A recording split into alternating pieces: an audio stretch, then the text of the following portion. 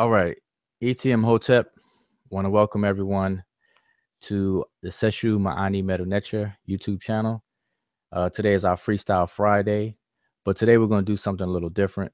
Normally, we would take an inscription, take a picture, randomly chosen from either our Facebook group or the internet, and we would freestyle on it, which means that we would try to translate or transliterate and translate the text, the inscriptions, without using any books, without using the help of any sign list or dictionaries.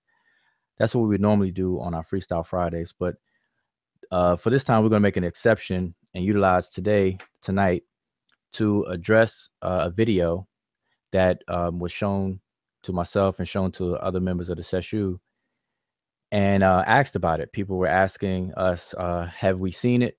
And what is our response to the video? This video in particular is the video by actually an interview that was done of Professor Walter Williams. And because we wrote a book called Has the Egyptian Hieroglyphic Writing System Been Deciphered? A Rebuttal to Walter Williams, the video interview of Professor Williams sparked a lot of interest, and people brought it to our attention. So this is our particular book on the left. Has the Egyptian Hieroglyphic Writing System Been Deciphered? A Rebuttal to Walter Williams. It's by Seshew mdw-ntr. And it is a rebuttal to the appendix of his book, Professor Williams' book, which is on the right, The Historical Origin of Christianity. All right. Now, the book that we wrote is not a rebuttal to the book, The Historical Origins of Christianity. And we made that clear within the book. We're only addressing a claim that is made in the book, which is actually in the appendix, which is towards the end of the book. All right. So that's what we wrote the book for, to address the claims that were made.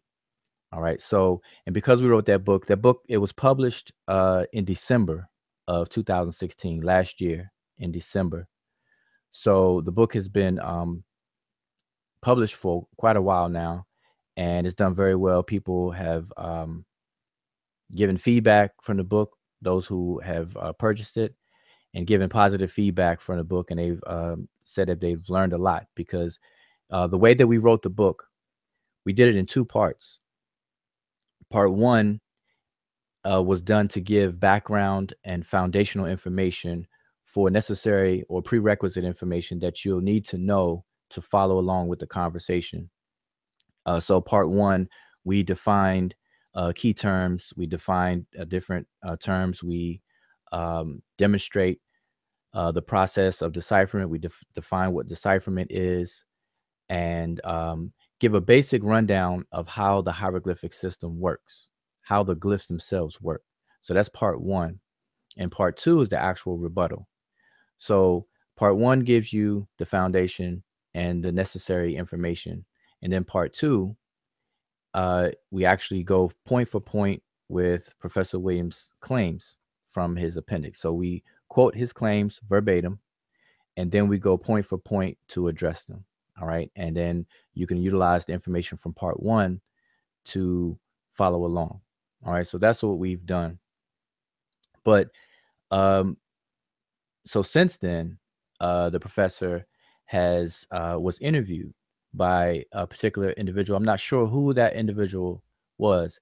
But before I move on, I'm actually getting ready to just jump in. You know, that's how eager we are just to jump in. But before I move on, I would like to introduce everybody that's on the panel, starting with myself. My name is Wujao, Reni Wujao Meneb Irimaat, and I'll be running point for tonight. But I guess everyone else on the panel, you can unmute yourselves and introduce yourself.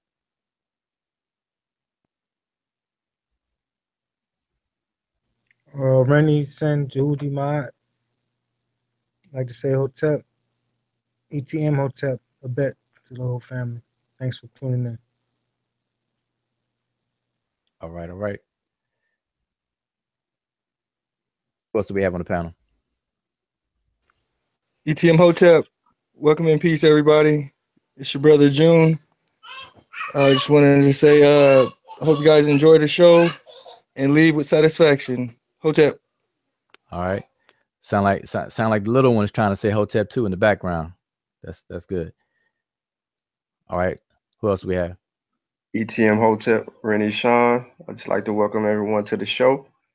Hopefully you'll leave with a lot of information that we have and perspective, and we look forward to dialoguing with everyone in the chat. So peace to the chat. All right. ETM Hotep, Rennie, Antoine Germain, aka Hershey Uncle Job Sinead. How my mic sound? All right. Yeah, you may have to leave and come right back in. I can hear you, but it sounds a little broken up. Probably have to leave and come right back. Okay. All right. So, and we have other members that may be joining in shortly. All right. So we're just going to go ahead and get started. So again, normally this will be our Freestyle Fridays. And like I said, we usually take an inscription and we would then proceed to transliterate and translate it utilizing what we call Tep Hesep, the proper methodology in doing so. With the exception of we would not be utilizing a dictionary or a sign list. So it's an exercise, a fun exercise for us to test our abilities and our memory and our competency within the language. All right. But we're going to kind of set that to the side for tonight. And we want to be able to basically have a good discussion about the interview with Professor Walter Williams. Now, I've seen the video, and well, I guess we've all seen the video. And so there's some things that, we want to just basically point out and have a discussion on. So we're going to walk through some of those points, highlight some of those points and address them, and then open it up for anybody that's in the chat to have any questions or even comments, and we'll try to chime in. And we may open up the actual Hangout itself, that if you want to come in and have any comments or want your voice heard, then we'll probably do that as well. All right. So all right, so let's just go right, get right to it. And Saint Antoine, maybe you want to say something. I can check your mic for you again. Hotep, how we doing? Hotep. All right, it still sounds a little bit. You didn't say anything long enough. Keep talking again. Yeah, just trying to check my microphone. Oh, okay. Yeah, what's going on? It's still jumped up again. I mean, it's still a little broken up. I guess you could try it again. However you fixed it last time. Try to turn your volume down. Maybe that might work.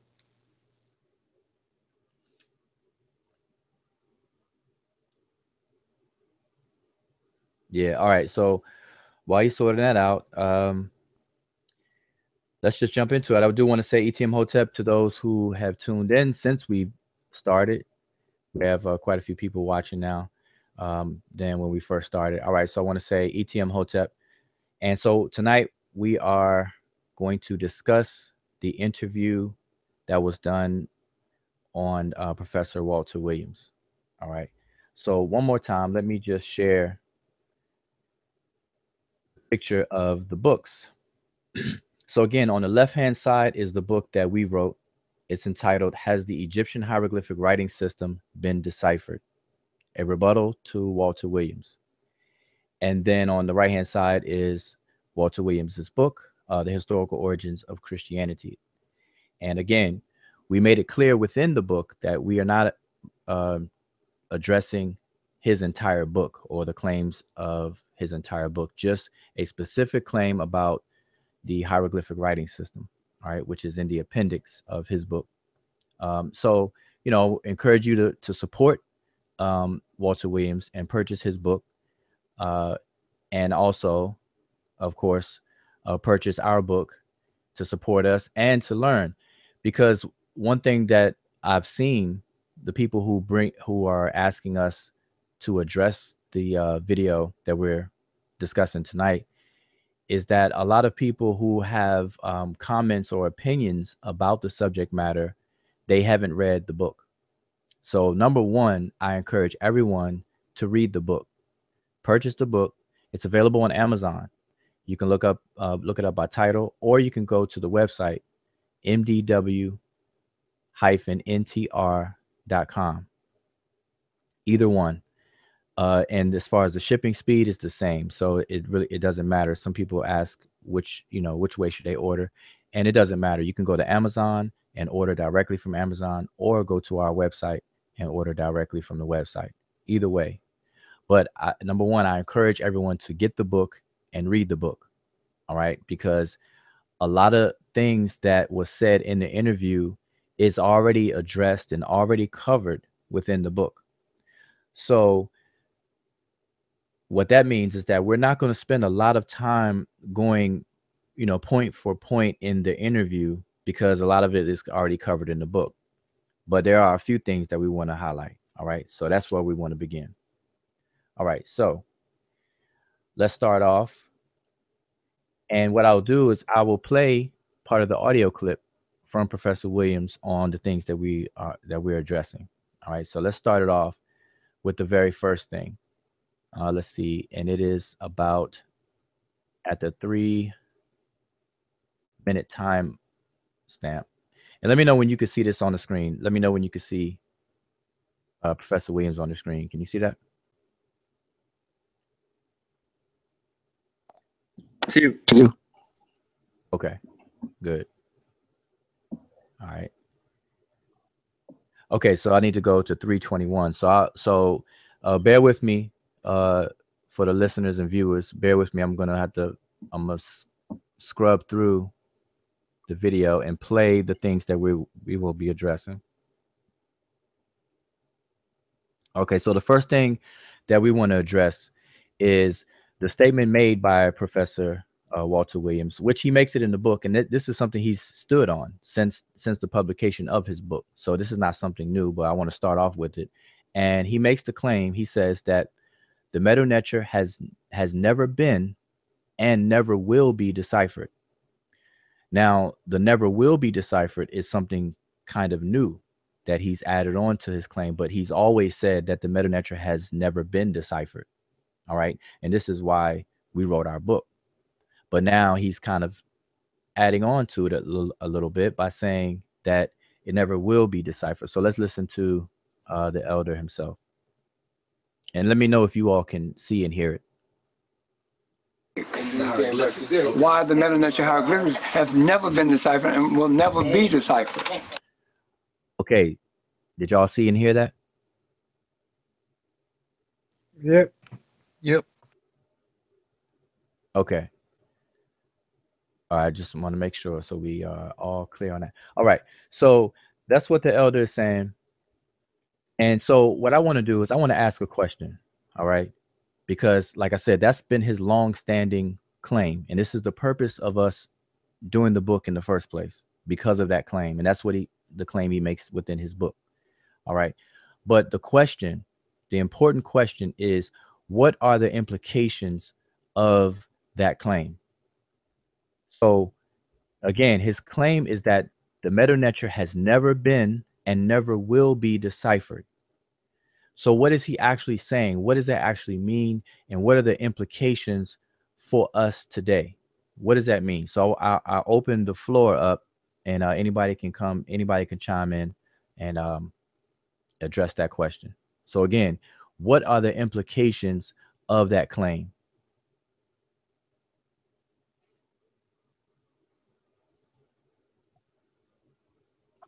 Well, there are serious implications from a historical standpoint.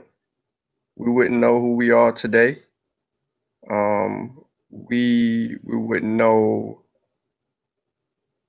really much of anything from the writing system. That we would just be told a lie. We would continue living in a lie, unaware of our ancestors' greatness and what they put forth and brought forth to the world. Outside of that, I mean, it's just a headache to think about. But I yield the floor. Hotep. Looks like Damo joined the chat, so I want to welcome my brother Damo and ETM Hotep. All right, ETM Hotep, San Antoine, your mic is still jumbled up. Still jumbled up? Yes. If you could probably leave, and and reset, I guess, your browser and come back in.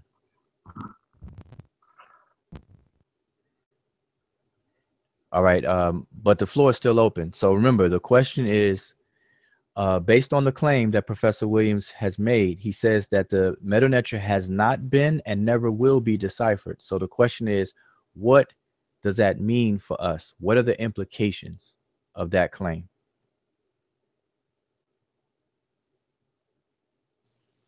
I'll say it gives people an out that uphold the culture and maybe take on a name within the culture and claim that they study the culture. I think it gives them an out and to say it's impossible, so don't even try. Okay. Another one, yeah, just to piggyback off of what he was saying, not only does it give them an out, but it also sets the stage to dumb us completely all the way down. And by them continuing to push this, it's never been deciphered, it's never been deciphered, it's never been deciphered. That resonates to a particular person that would not take the time to study or prepare and know, because you have medical papyrus.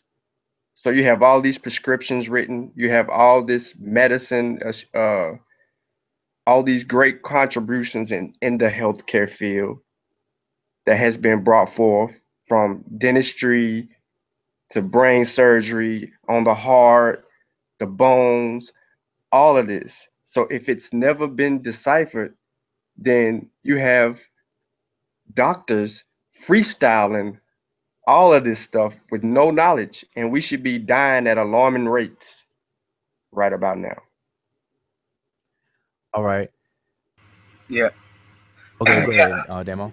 Hotep, Sin Demo. Yeah, I agree with my last two brothers, what they said. And my main thing is it's discouraging. So someone young looking at it, or someone that may be interested, like my other brother said, it would discourage them. The way they'd be like, oh, Walter Williams said, you know, it'd never be deciphered. So why even try? Why even study it? Why even look into it? Why even believe anything that comes from it? I think it's very discouraging for the young people that, you know, that may not have a clue whether he has good intentions or bad intentions, who just listen to the claim. I think it's just bad to be out there for the youth. Okay, excellent. All right, so what I want to do is let me share my screen real quick here. And let me know when you all can see that. What I'm showing is the introduction within the book. Now, this is, I'm going to show a couple of excerpts from our book. The book entitled, Has the Egyptian Hieroglyphic Writing System Been Deciphered? A Rebuttal to Walter Williams. All right. So I'm going to show you how we did address every single claim that he's made within the book. All right. Like I said, we have the book written in two parts, part 1 and part 2. Part 1 gives the necessary foundational prerequisite information for you to follow along with the conversation. It brings you up to speed with key terms and the process and how the language works. Part 2 is the actual rebuttal, point for point rebuttal. We quote what Professor Walter Williams say, and then we proceed to refute what he says. All right. So it's written in two parts. All right. Now, this is the introduction. Now, remember, so my initial question is based on his claim. He said that the meta-ntr has never been and never will be deciphered. And I asked the question, what does that mean for us? And what are the implications for that? So in anticipation, or because that claim is being made, not only by him, but it's made by very few other people who follow that same trend of thought. All right. But let me just read from the introduction. It states, language in general is our capacity for acquiring and using complex systems of communication. It is a tool which allows us to interact with one another and our environment. The usual goal of the interaction between people can be summed up in the phrase meeting of the mind. Short of being completely telepathic mind readers, we use languages to express ourselves to one another and have a meeting of the mind. If anyone is to study a culture society, or group of people, it becomes imperative to study its language. Language is the oldest living witness to history. Language can be considered the DNA of culture. It contains the state of mind and the worldview of the people. Without learning the language of the culture or group being studied, there can be no meeting of the mind. All right. And then we go on, but I'll stop there because this drives the point home. All right. Now, Professor Williams says that the mdw-ntr has never been and never will be deciphered.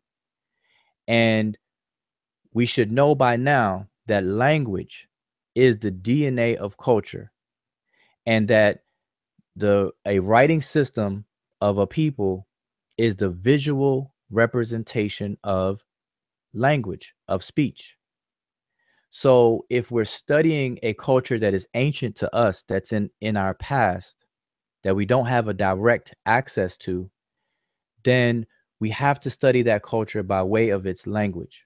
That's the only way that we'll be able to have a meeting of the minds with the population of people responsible for the culture. Without it, we will be handicapped. So what Professor Williams is saying is that the writing system has never been deciphered and it never will be deciphered. So in essence, Professor Williams is completely cutting us off from the ancient Egyptian culture. Remember, language is the oldest living witness to history. Language can be considered the DNA of culture. Why? Because it contains the state of mind and worldview of the people. All right, remember that. So what Professor Walter Williams is doing, he's cutting us off from the mind of the people of ancient Egypt by saying that the writing system has not been deciphered, and he adds that it never will be. So not only is he taking away our access to the great minds of ancient Egypt, but he is, as the brothers mentioned beforehand, just now, that he's cutting us off and discouraging us from even trying to tap into the minds of the ancient Egyptians by saying that it never will be deciphered. All right. And you all heard it. All right. So that's important. I wanted to point that out. And just in case what you're seeing, for those of you who are watching, if it's a little blurry, you can change your settings for your video settings on the YouTube. If you click on the cogwheel and change your video settings to 720p, then it should clear it up a little bit. All right. Just in case some of you are having problems seeing the text on the screen. All right. So I wanted to point that out first. So that's coming right at the start. Okay. This is what this claim is implying. Okay. Remember that. So again, I'll open the floor back up again. So what are your thoughts about that? What are your thoughts about what I just said and what everybody said?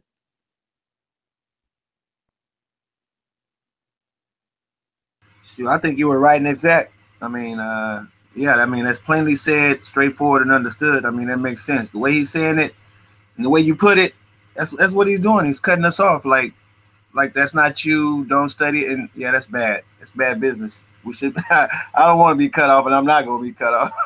But yeah, that's essentially what he was doing. All right, and I'm just interested. I'm trying to keep my eye out in the chat to see what people are saying.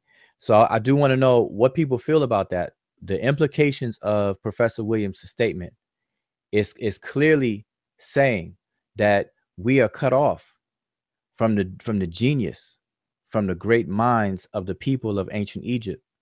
Because when you cut off a people's mode of communication and mode of documenting their culture, which is by way of its language, whether it's speech or whether it's written, then you cut off the people. You cut us off from the people themselves. All right. Now this is going to be very interesting as we discuss other points in his interview as well. But just keep this in mind. All right. But anybody else had something to add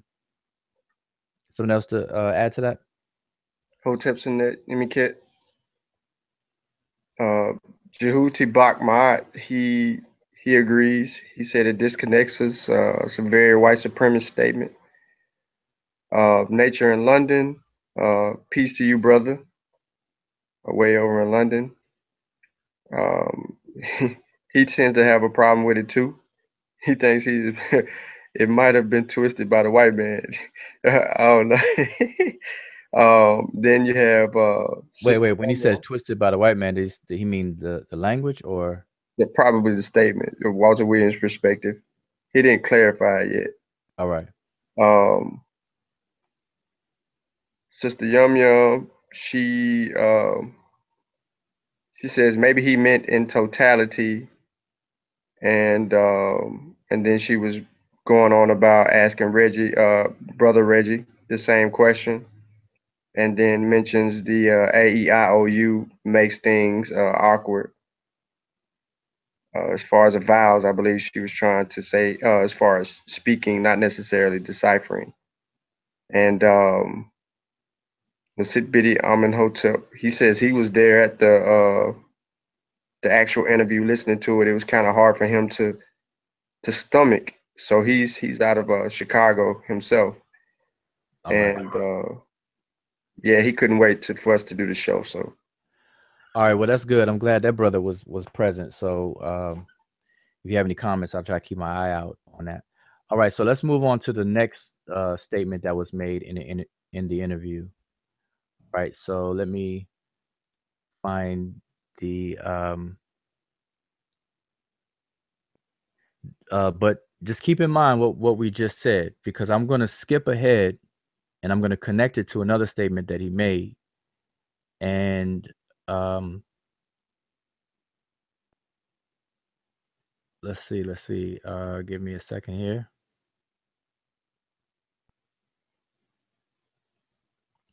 I'm looking for the statement where he says to go back and claim Egypt. Oh, here we go. All right, so I'm going to go right to it and play it. And we are at, for those who also saw the video, I have the video. We're at the 23-minute time mark. I'm gonna be skipping back and forth, but again, I would definitely encourage people to watch his full interview. I don't want to make it seem like I'm using sound bites and sound clips and twisting the elder's words at all.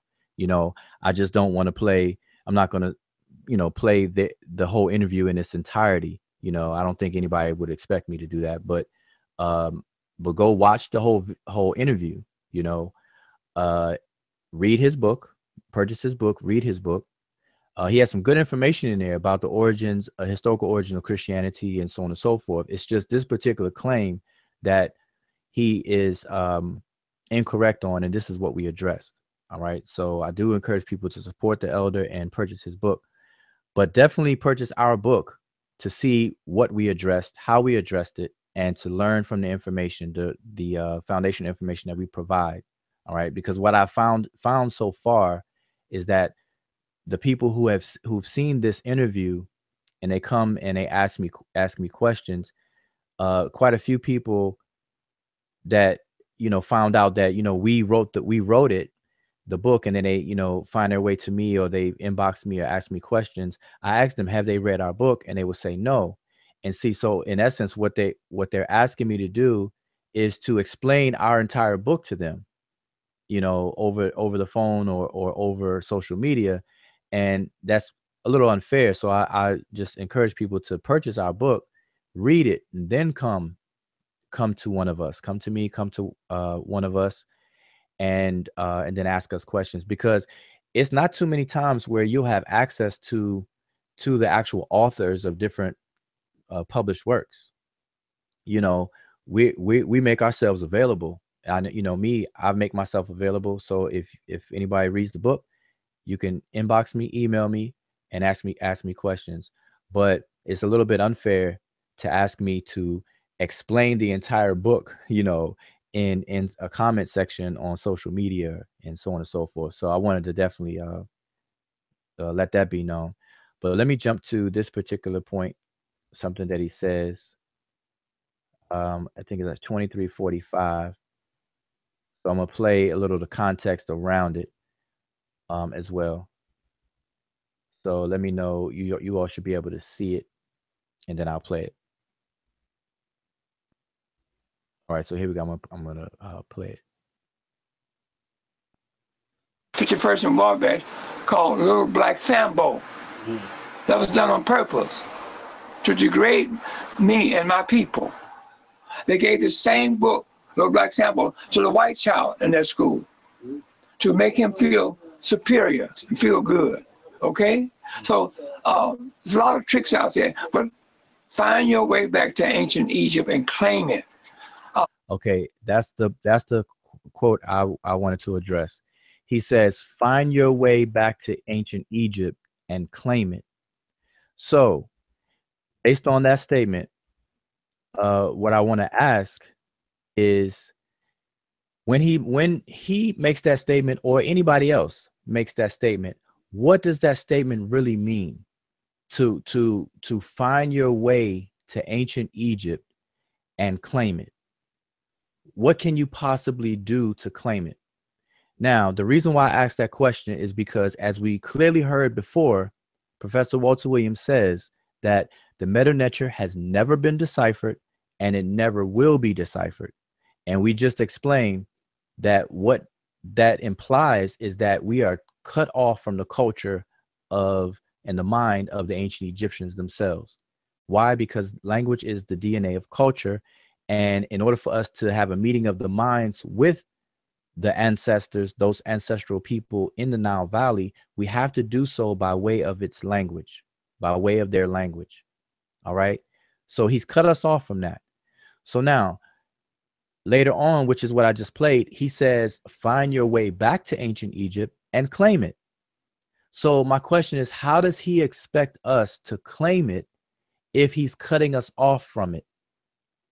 So what are we supposed to do? Are we supposed to just go the Hollywood route and just look at Egypt as this fantasy paradise civilization that was once thriving in ancient Africa, and just you know, be starstruck about the pyramids, the Sphinx, and the temples, and just look at it like spectators and just be in awe of it, and that's it? Is that what he mean by claim it? Like, what could we possibly do to claim it if we don't have access to the mind of the people or the genius of the people that erected such a great civilization in the ancient world, one of the best civilizations in the ancient world? If we don't have access to the minds of the people who were responsible for it, then how and why? I mean, why, you know, how could we possibly claim it? What does that mean? So I'll open the floor up again. What do y'all think it means, or does it mean anything, or is that just an empty thing to encourage people to claim Egypt? Is it just empty? So I open up the floor for that. When he says claim it, but the meta-ntr has never been deciphered, then isn't that like fool's gold when we be claiming something we don't know anything about?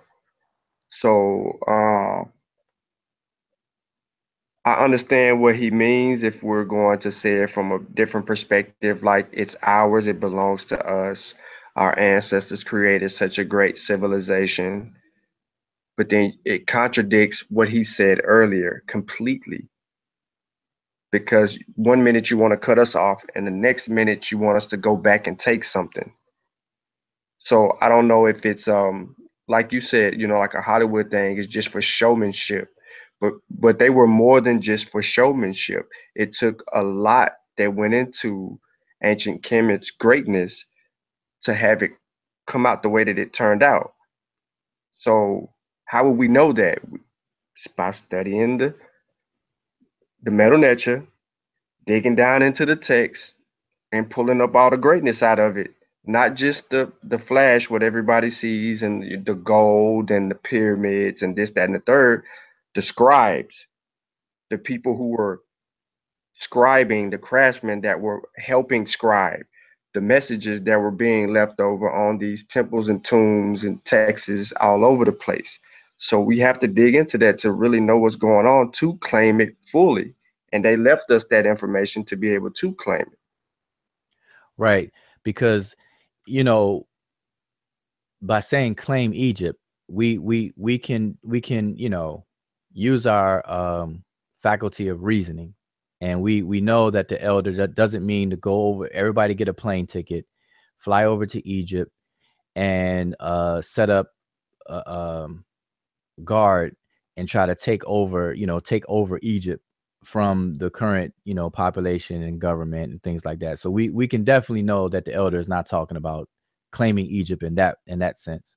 So he can only be talking about claiming it in terms of acknowledging it, and what else. So this is the point that we have a problem with the logic of that statement. Now he's encouraging us to claim it, but yet he's taking away the tools from us in order to do so. So it's almost like putting something on layaway.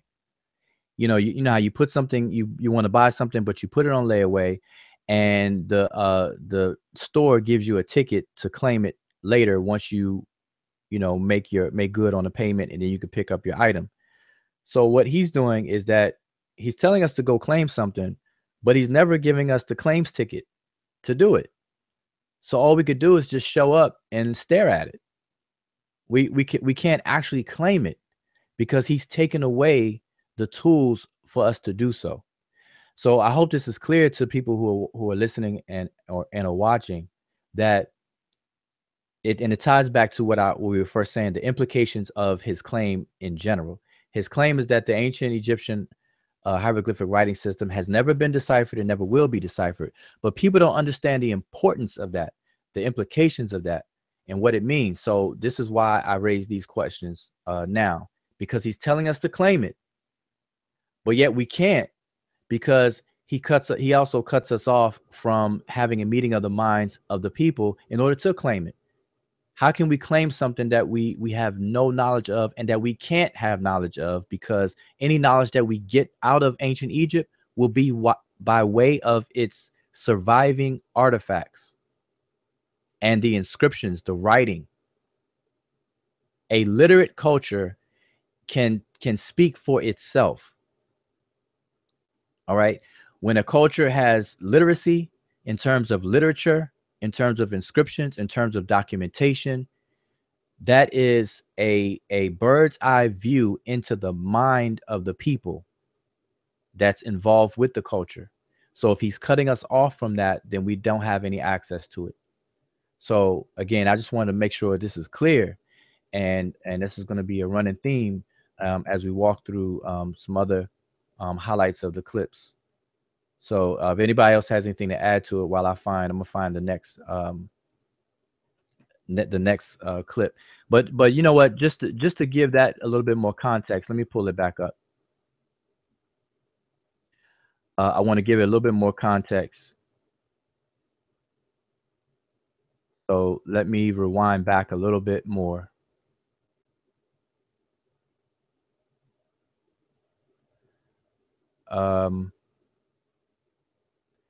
Okay, I want to go back a little more because I want to give it the context of what he said when he said that.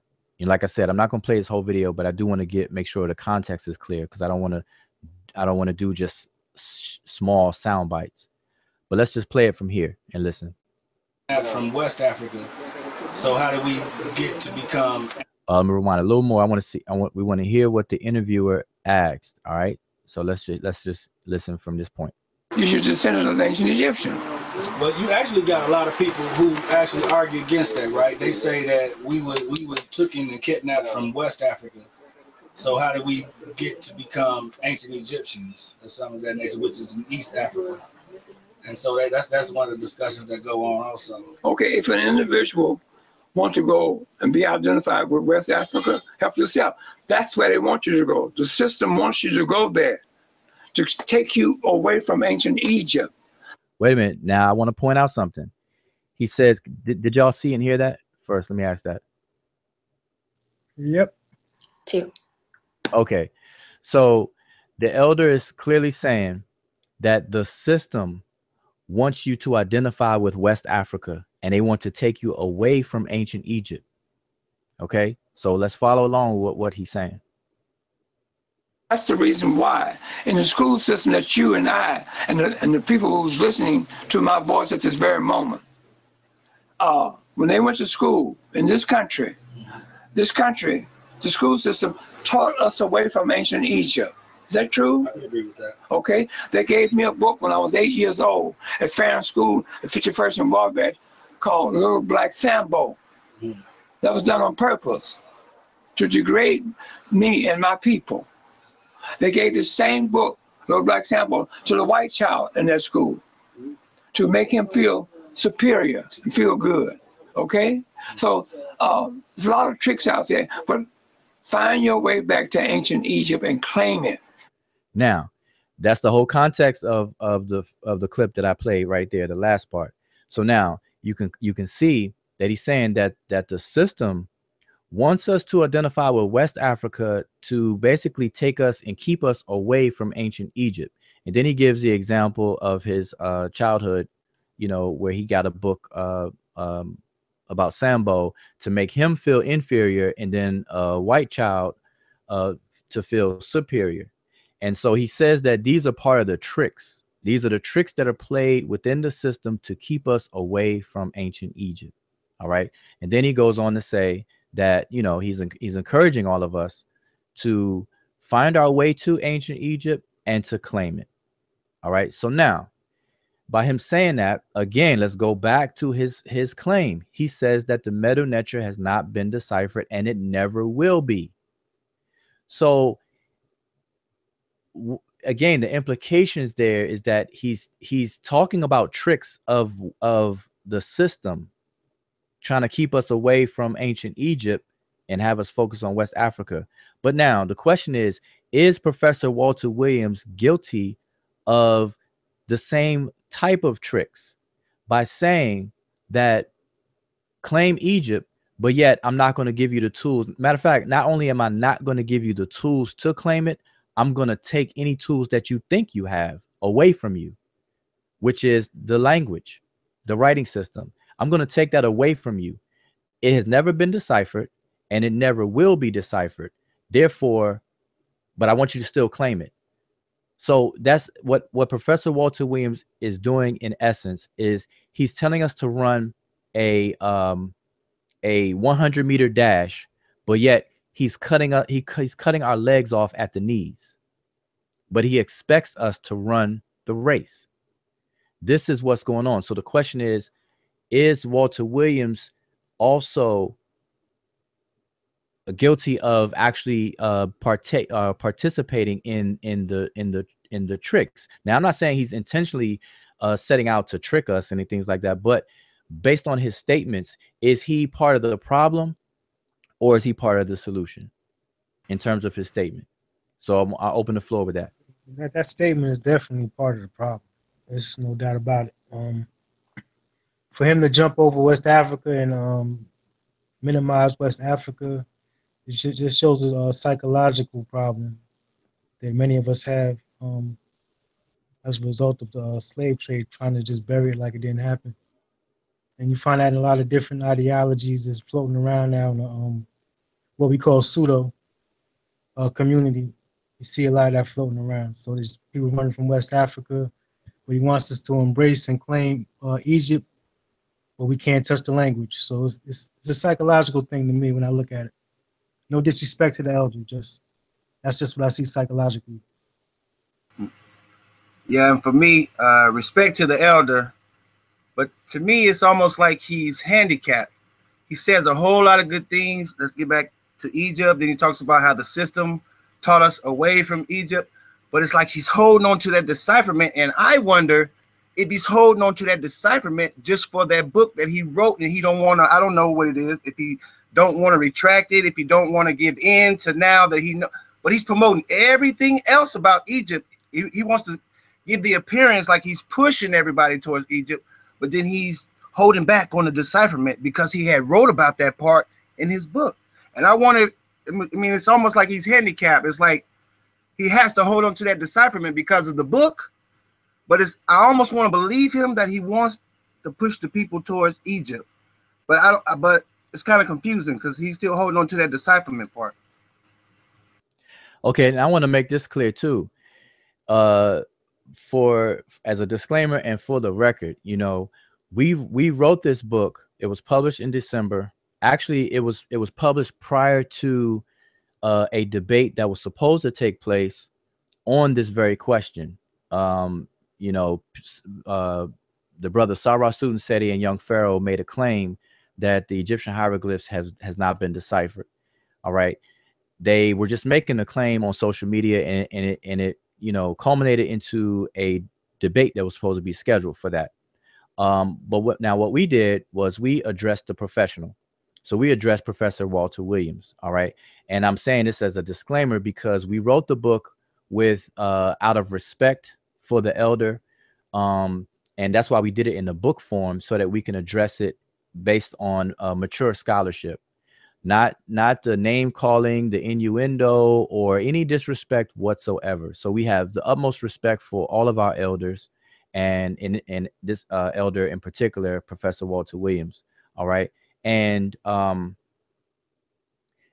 also with that, I also want to make the statement that, and I think I'll play this back. I think it was in the beginning of the clip, and maybe one of you all, if you are familiar with the timestamp for this, but where the interviewer asked Professor Williams, did he pay for the book? If one of you all can locate that timestamp for me, and then I'll play that as well.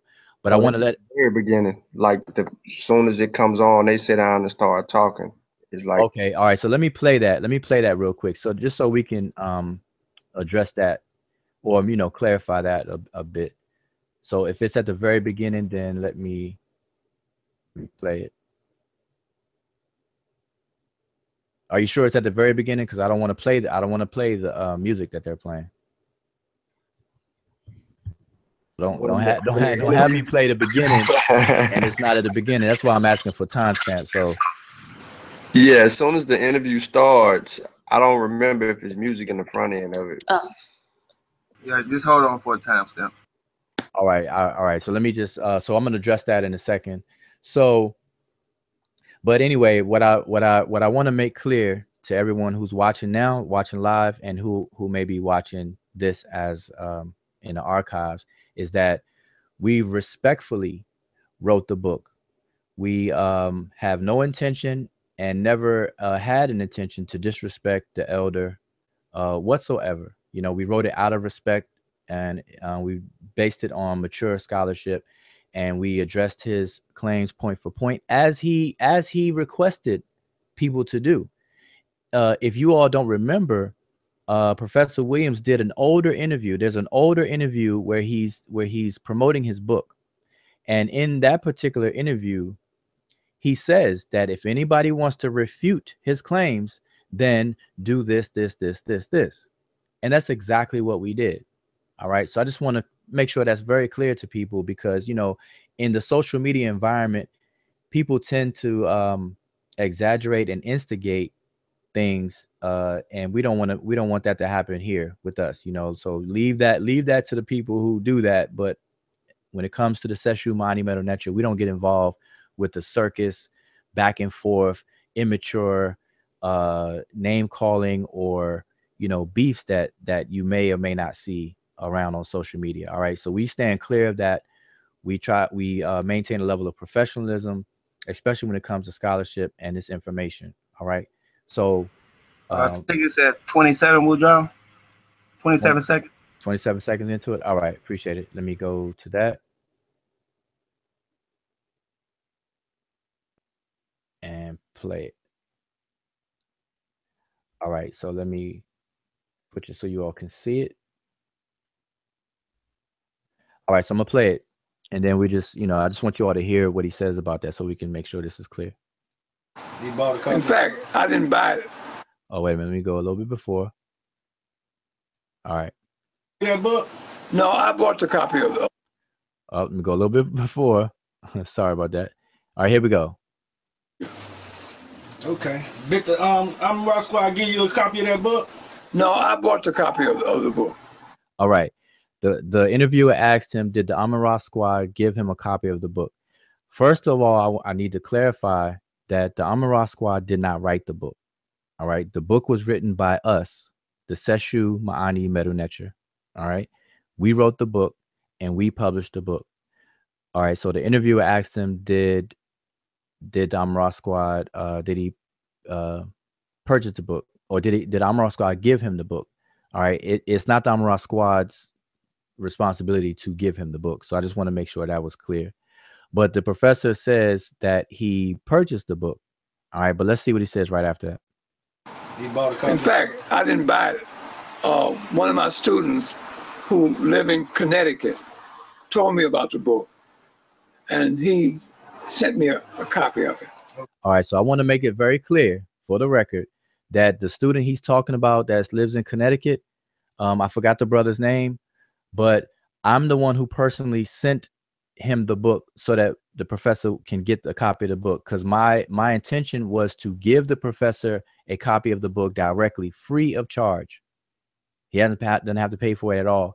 But I didn't have Professor Walter Williams' contact information or his mailing address or anything like that. But one of his students did, and he reached out to me, and I sent him a copy of the book free of charge. All right, I sent him a 2 to 3 day mail, and the brother got it, and then he made sure that the elder received it. The Professor Walter Williams received it. All right, so that's how that transpired. So I just want to put that out there and make sure everyone is familiar with that, because to me it would be kind of disrespectful for us to write a book that's a rebuttal to a claim in his book and then not give the elder a copy of the book. So that was one of the first things that we felt that was important for the elder to have the book, you know, because this is something that he requested. He requested that if anybody has a problem with his claim, to attempt to refute it. And that's exactly what we did. So the professional, mature thing to do is to make sure the elder get a copy of the book. And that's exactly what we did. All right. So I just want to make sure that that's known. All right. Okay. So now what was the next thing? So let's keep moving. Let's move on to something else of interest. Like I said, we're not gonna play, you know, clips of the whole video. The interview lasted about 30 minutes. All right. So I'm not gonna be playing the whole video, but I want to point out, let me go back to where we left off before, where he says, find our way back to Egypt and claim it. So let me go back to there. That was at the 23:45. We'll go back there. We're going to pick up where we left off. So I apologize for kind of jumping around a little bit, but certain things are connected, and I just want to cover it while they're connected. So it may seem like I'm jumping around, but you should still be able to follow along. All right, so I'm going to play it from here. Let's just see what he says after the other thing we covered. To degrade me and my people. They gave the same book, Little Black Sample, to the white child in that school to make him feel superior and feel good. Okay? So there's a lot of tricks out there, but find your way back to ancient Egypt and claim it. Let me give you an example of what I'm saying, a little story. I opened up my museum at 3849 South Michigan Avenue, March 11, 1990, called the Ancient Egyptian Museum. 3849 South Michigan Avenue, March 11, I opened the doors.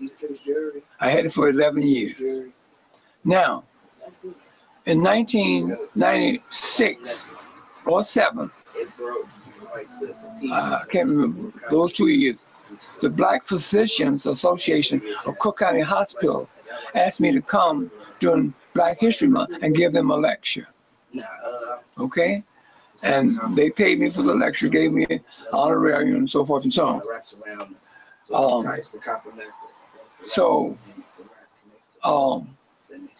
I went there and I made a suggestion to the doctors after the lecture was over and they was giving me my honorarium. I said to them, doctors, I said, instead of calling yourself the Black Physicians Association of Cook County Hospital, why don't you call yourself the Imhotep Physicians Association of Cook County Hospital? Then you would be identifying with the deity of medicine, Imhotep. All right, that's enough. I want to stop it there because this brings up the next point that we can discuss. All right, so again, let's go back a little bit. Professor Williams says that the mdw-ntr has not been deciphered and it never will be deciphered. Okay. Then later on, as we covered, he encourages us to find our way back to ancient Egypt and to claim it. But as we discussed, he takes away any tools that we can think of in order to do just that. So it's really an encouragement, but it's not a useful one because, you know, like the example I gave, it's like trying to tell somebody to grab something that is always going to be out of reach. That's to me, that's not a very fair thing to do. All right. So now, which brings us to this instance of what he just said. He's given an example of a lecture that he gave, and that during that lecture, he's basically telling people who are physicians, he says, why are you naming yourself this kind of association of physicians, and why don't you name yourself the Imhotep association of physicians or what have you?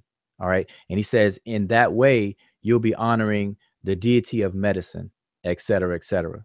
So now the question is, if the mdw-ntr has not been deciphered and it never will be deciphered, then how does he, meaning Professor Walter Williams, or anyone else knows about Imhotep, Imhotep's name, Imhotep's accomplishments, or the fact that he's even a physician or a deity of physicians, et cetera, et cetera, et cetera? How does he know that, and how would anybody else know that if his original claim that the mdw-ntr has not been deciphered and never will be deciphered is true? So I'll open the floor back up on that question.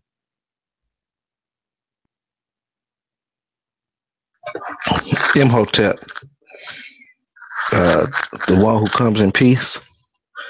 Not sure how. Once again, back to the same conclusion as far as how or is he able to use this if the language has not been deciphered? I mean, we see this repetitive mistake being made by several individuals who claim to been studying for 15 years or 30 years or what have you. But I'm also kind of curious that how he ran a museum for 11 years, respectfully, but was able to label his artifacts, correctly if the mdw-ntr has not been deciphered or never will be deciphered. So it's a lot of misconceptions and things that are unclear in his approach. Right. Anybody else? Yeah, Hotep. Hotep. I just wanted to make a few corrections. I think the reporter was or the interviewer was talking about Egypt being in East Africa, and we know that is not correct. It is on part of Northern Africa. But regarding what Walter Williams is saying, I would actually just ask him a couple of questions.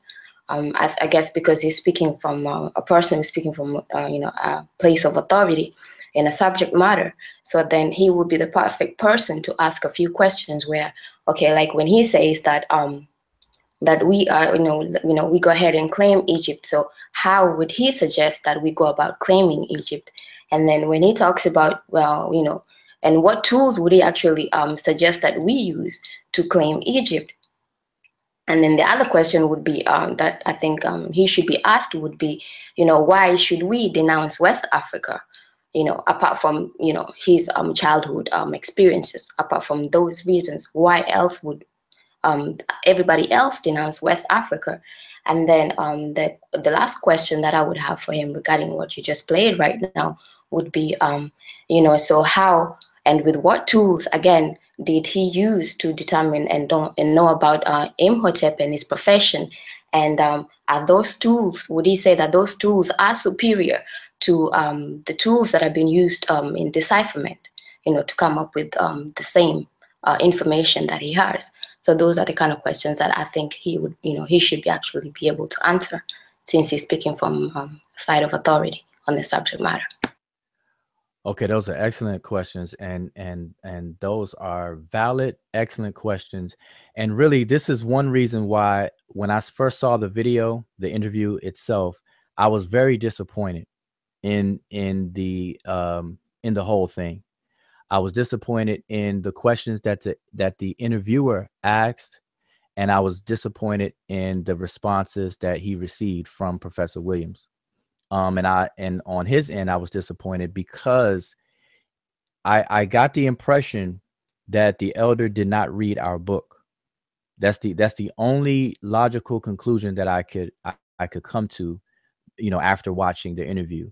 I can't say if the elder has read it or not, so I won't sit here and try to make that claim.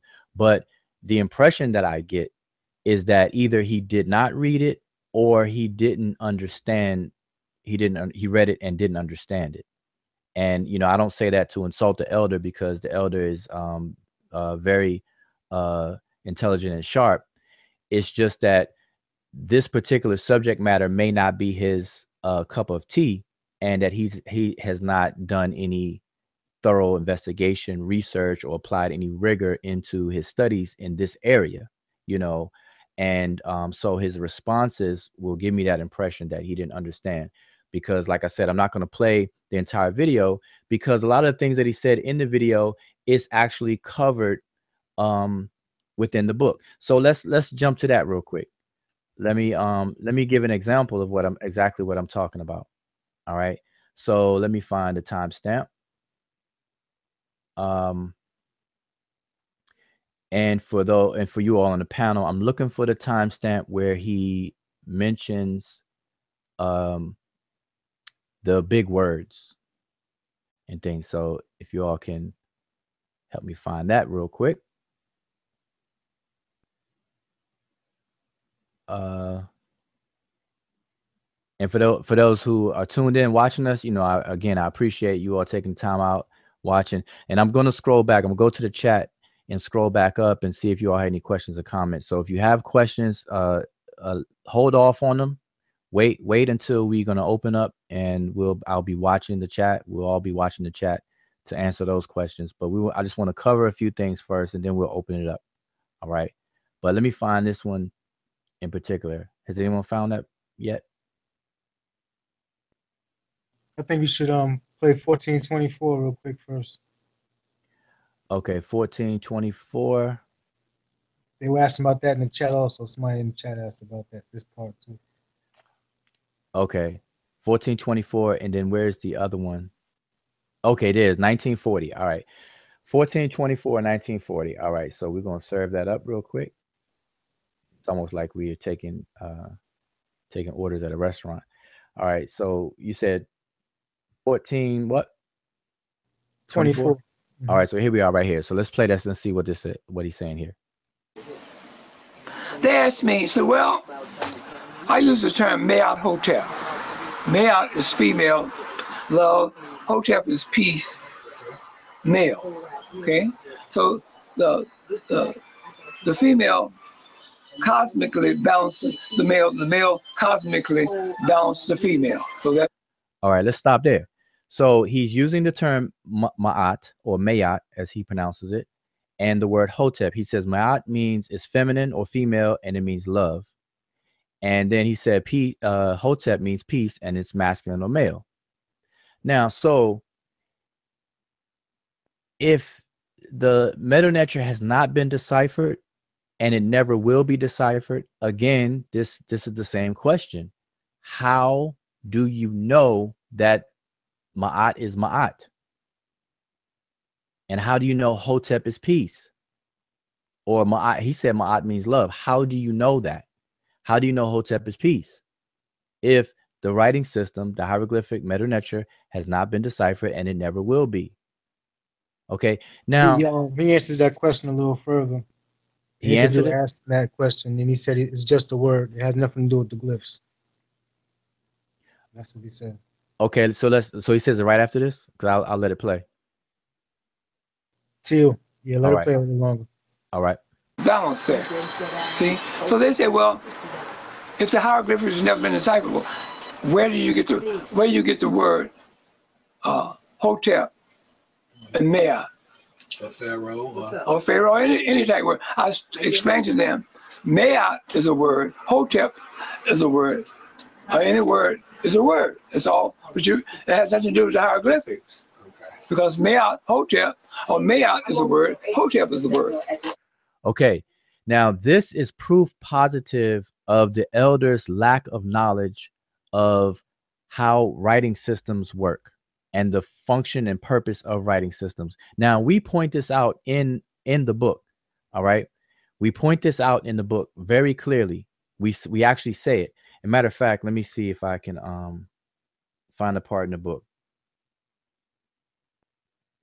real quick here. And the question still stands. How do you know that Ma'at is Ma'at and it means love, and Hotep is Hotep and it means peace? Yeah, he kind of left it out there on the cliffhanger, like he didn't go any further with it. So it's like he just cut off right there. So let me I want to point out, because I want to show people a little excerpt out of the book. This is on page 61. For those who are watching and already have our book, it's on page 61. So let me share that real quick. Let me go to page 61. I like to show the visuals as much as I can while we're talking. So if you all could see my screen, you all will see that this is page 61 out of our book. At the top first, let me know if y'all can see that. Can y'all see that? 2. Okay. It says rebuttal number 2. So the way that we wrote the book, let me scroll up so you can see this. Okay, let's scroll up. This is page 60.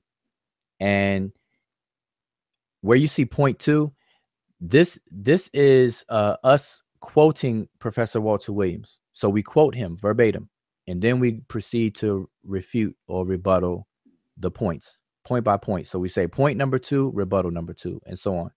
So now what I'm focusing on right now is in rebuttal number 2. I just want you all to see that this is what we're constantly saying within the book itself. As you can read, it says, Mr. Williams's second point is further testimony of a lack of understanding of what writing systems are, how they develop, and how they work. All right. So I'm just showing you that as an example, is that we make this very clear in the book. We address that question and that claim in the book. All right. And then, you can read on. Like I said, we're not going to sit here and explain the book or read our entire book. We want you to get the book, study it, read it, study it, pull it apart, give us the feedback, the whole 9. All right. And it's definitely going to be worth your while, because you will definitely learn something about writing systems, about the hieroglyphic writing system in particular, and you'll have a better appreciation for all of this. All right. If you read the book. Okay. But I just wanted to kind of share that right now to show that we point this out all throughout the book, in the rebuttal part of the book. But so now, just to kind of bring it to what he just said in the video, the same thing applies. By him saying that the word Ma'at and the word Hotep are just words and has nothing to do with the hieroglyphs, it's just proof positive that the elder doesn't have the knowledge of what a writing system is and the purpose of it and how they function, how they develop. It's just that simple. And let me just give you an example, or let me define what a writing system is, which we have in the book. A writing system, the gist of what a writing system is that it is the visual representation of speech. That's what a writing system is, the visual representation of speech. So what Walter Williams is saying, in essence, although he's not saying it explicitly, what he's implying is that the hieroglyphs that we see is not a writing system. So he doesn't believe that the hieroglyphs are a writing system at all. He believes that the hieroglyphs are simply beautiful pictures that the Egyptians carved on a wall haphazardly, randomly, or whatever the case is, that they're just pictures.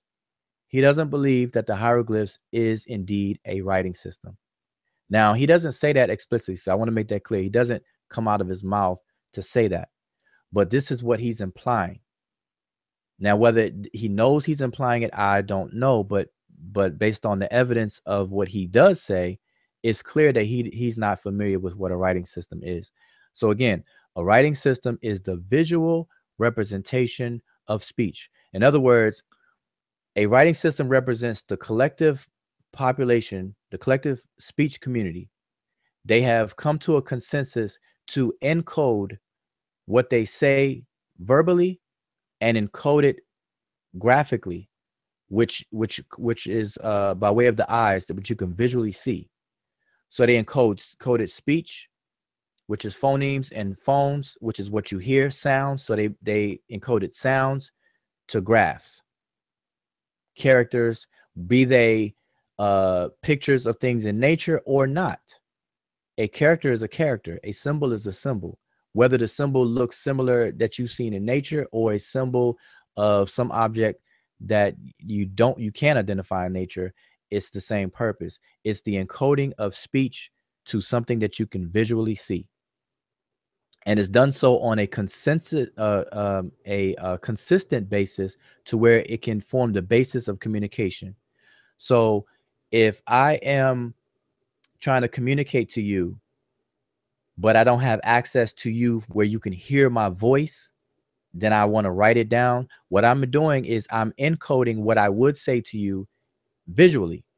And then you receive the visual encoded message, and then you have to decode it to understand it. But the only way you'll be able to understand it is if we agree on what these characters that I used represent.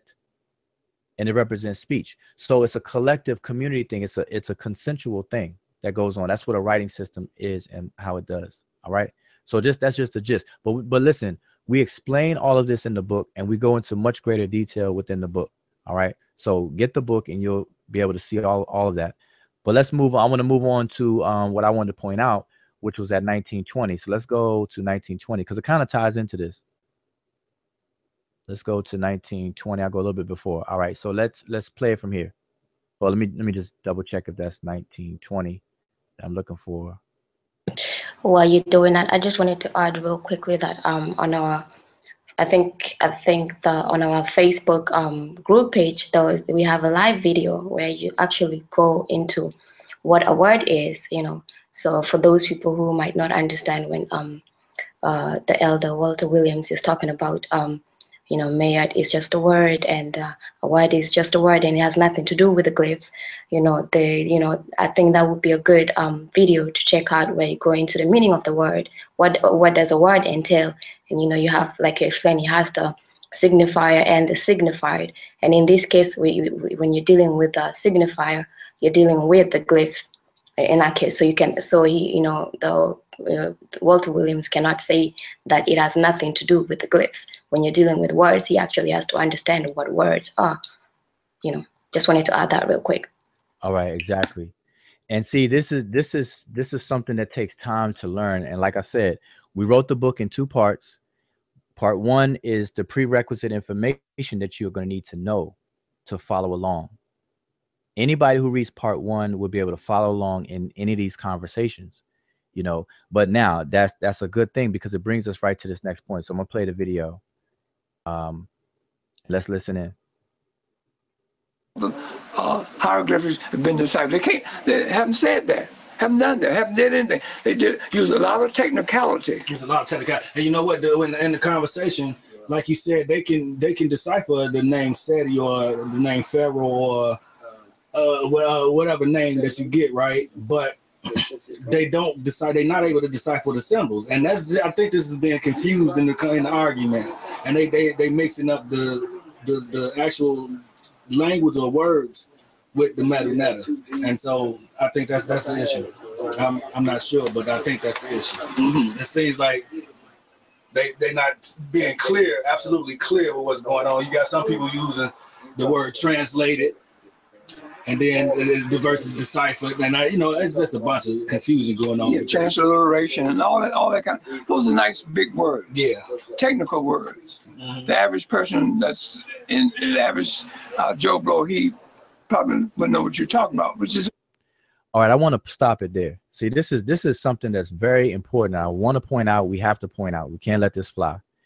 Okay, we hear the interviewer and we hear Professor Walter Williams talk about technical words, big words. Now, I want to say this, that if anybody thinks that the word decipherment, decipher, transliterate, transliteration, translate, and translation, if anybody thinks that those words are big words, then believe me, this is not for you. All right.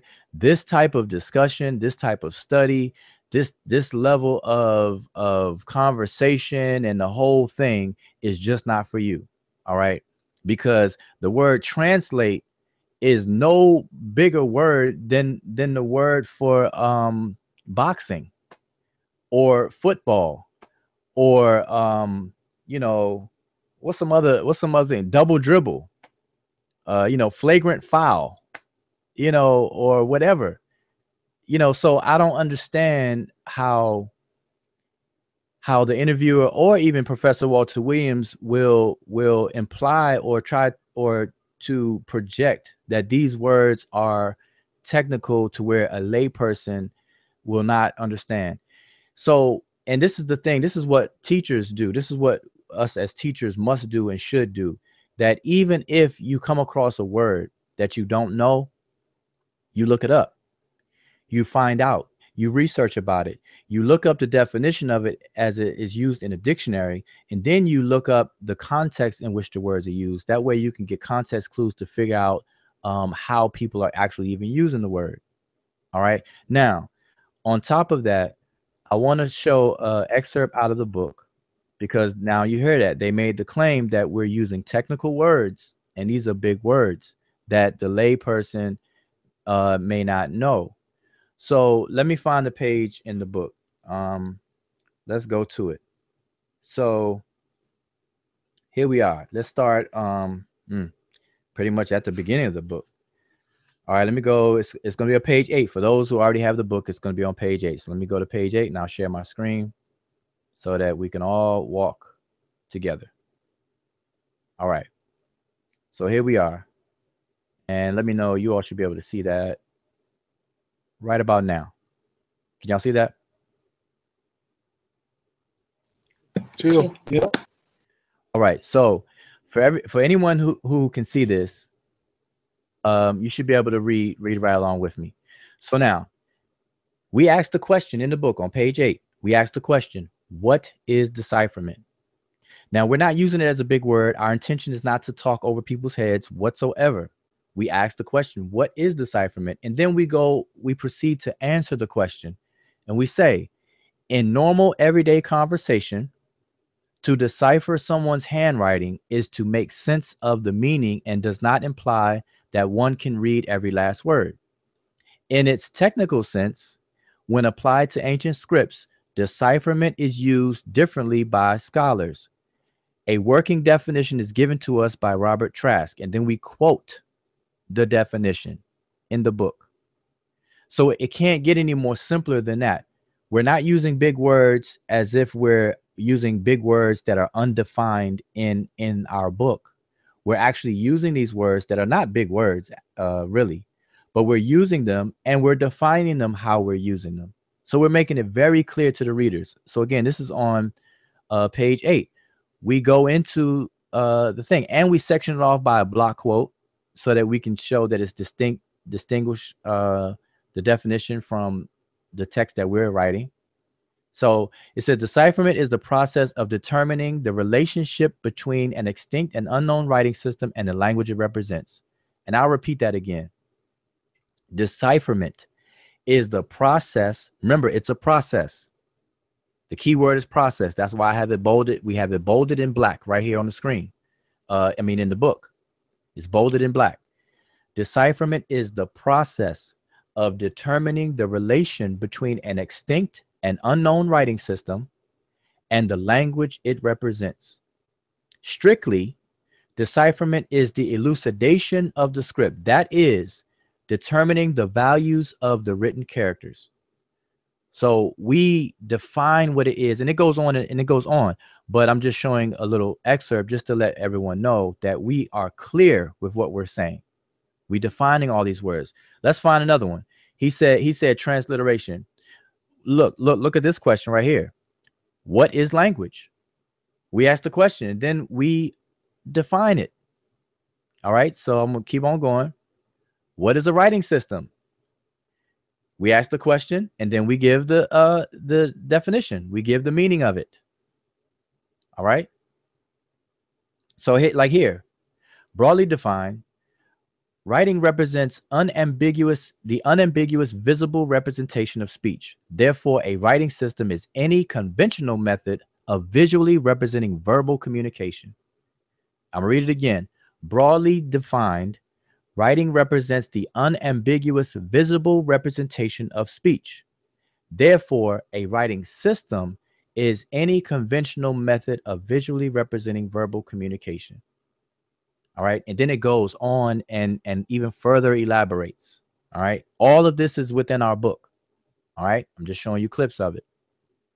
So let's go down to we got the different types of writing systems.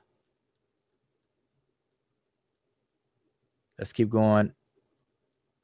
Keep going.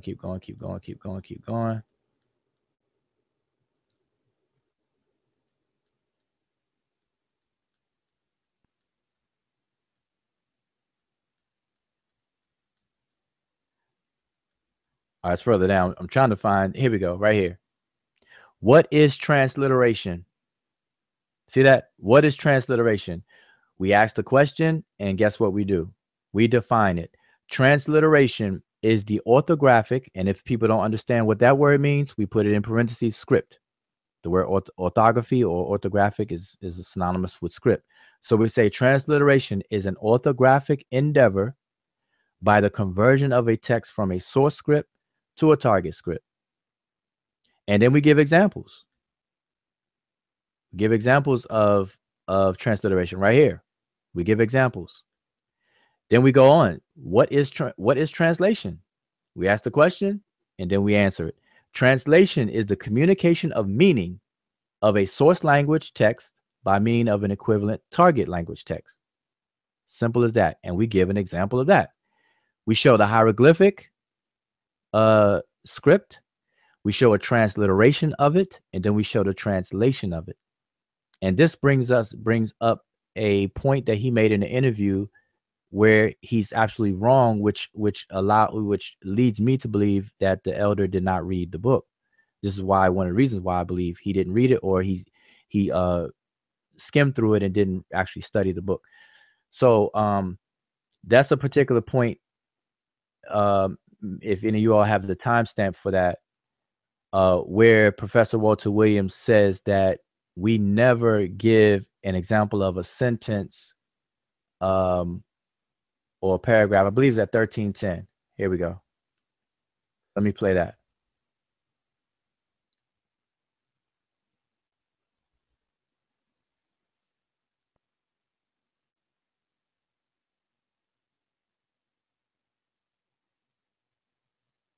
All right, here we go, right here. But in that book of 216 pages, there's not one sentence or paragraph that they have wrote in that book to show the world and show me how the hieroglyphics has been deciphered. Now, notice what he said. He said, out of our 216-page book, which the book is 216 pages, so he's correct about that. He says, out of our whole book, we didn't show him a sentence where we show, the process. Now, the question is that a truthful statement or not? So let's go to the book and show you an excerpt. Again, the page that I was just on. Y'all still see it? Y'all still with me? 2. All right. So in this particular page, now mind you, I'm skipping around because, like I said, I don't want to sit here and you know, explain our entire book when people can get it and read it. And it's much better for you to read it for yourself and scrutinize it, study it, and investigate it than for me to sit here and try to sum it up in a short period of time.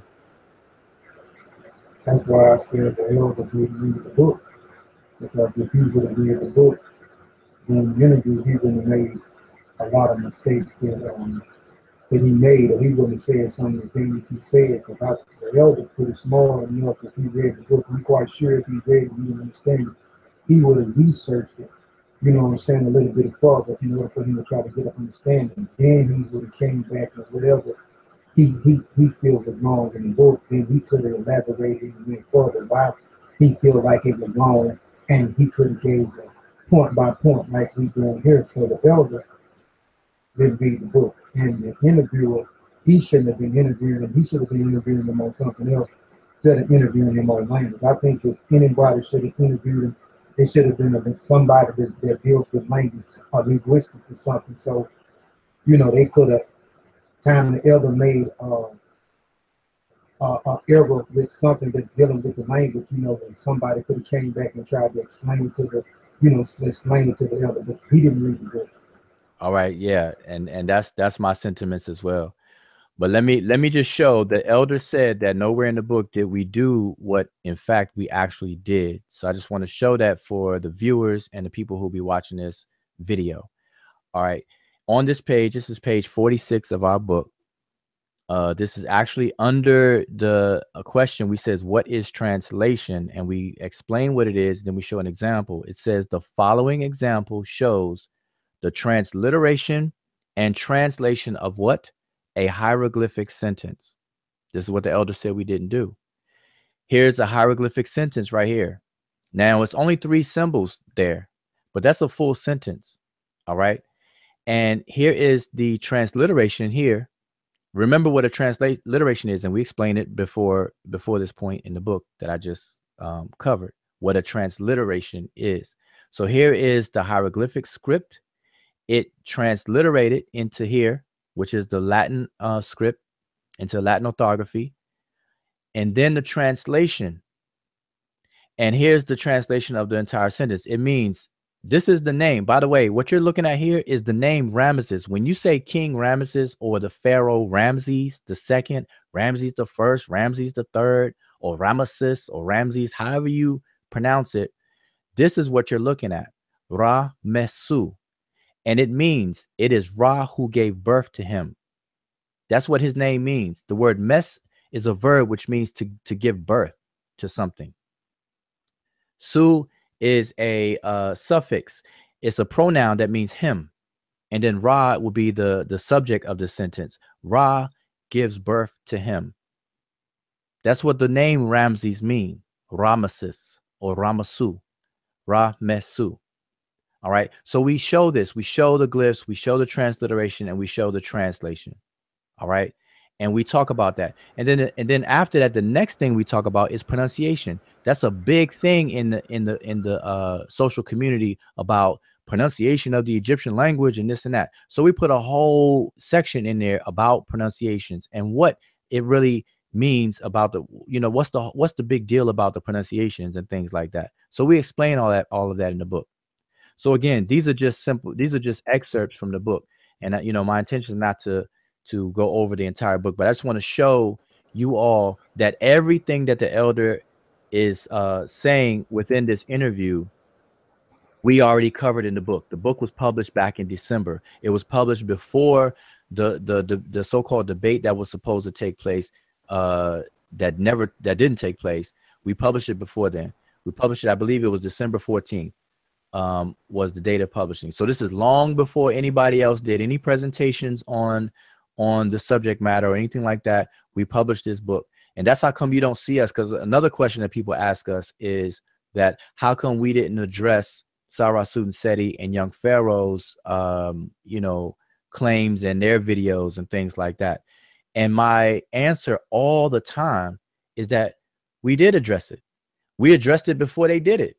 We put it in a book. See, we do we do it in a more professional document way, scholarly way. We put it in writing, because doing YouTube videos and things like that is good, but it has its place. But we put it in a book. That way people can pick it apart, research it, read it over and over again, and so on and so forth. All right. And we can go into more detail by putting a book, not into a crunch it up into a little bit of time on a YouTube video. All right.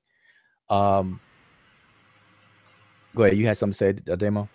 If you wanted to point out page 48 real quick, the second paragraph, while you were just talking about Egyptology speak, I just want you to go over that second paragraph about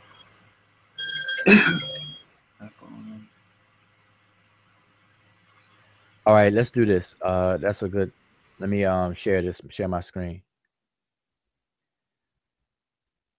Okay, let me know when you all can see it. Two, can see. All right, I want everybody watching to pay attention to this. Now, this is concerning the subject matter of pronunciations, because people don't know the difference between pronunciation, between decipherment, between transliteration and translation. And because of that, we took our time in this book to explain all of those things. And we did it very clearly. We define each and every one of those things. So unlike what the professor said and the interviewer said, that that we're using big words and they're technical words and things like that. No, see, we don't doubt our people. We don't doubt the intelligence of our people. We don't look at things as being too sophisticated or too complex for our people, especially when we have people who have skills to teach and able to explain things. We should all put that to practice. But anyway, what we're saying here, if you can see my screen, I'm gonna highlight the paragraph. It says, it is important to remember that the ability to read and understand hieroglyphic writing on the various monuments, tombs, stelae does not depend on proper pronunciation. I want to repeat it. It is important to remember that the ability to read and understand hieroglyphic writing on the monuments, tombs, stelae, etc., it does not depend on proper pronunciation.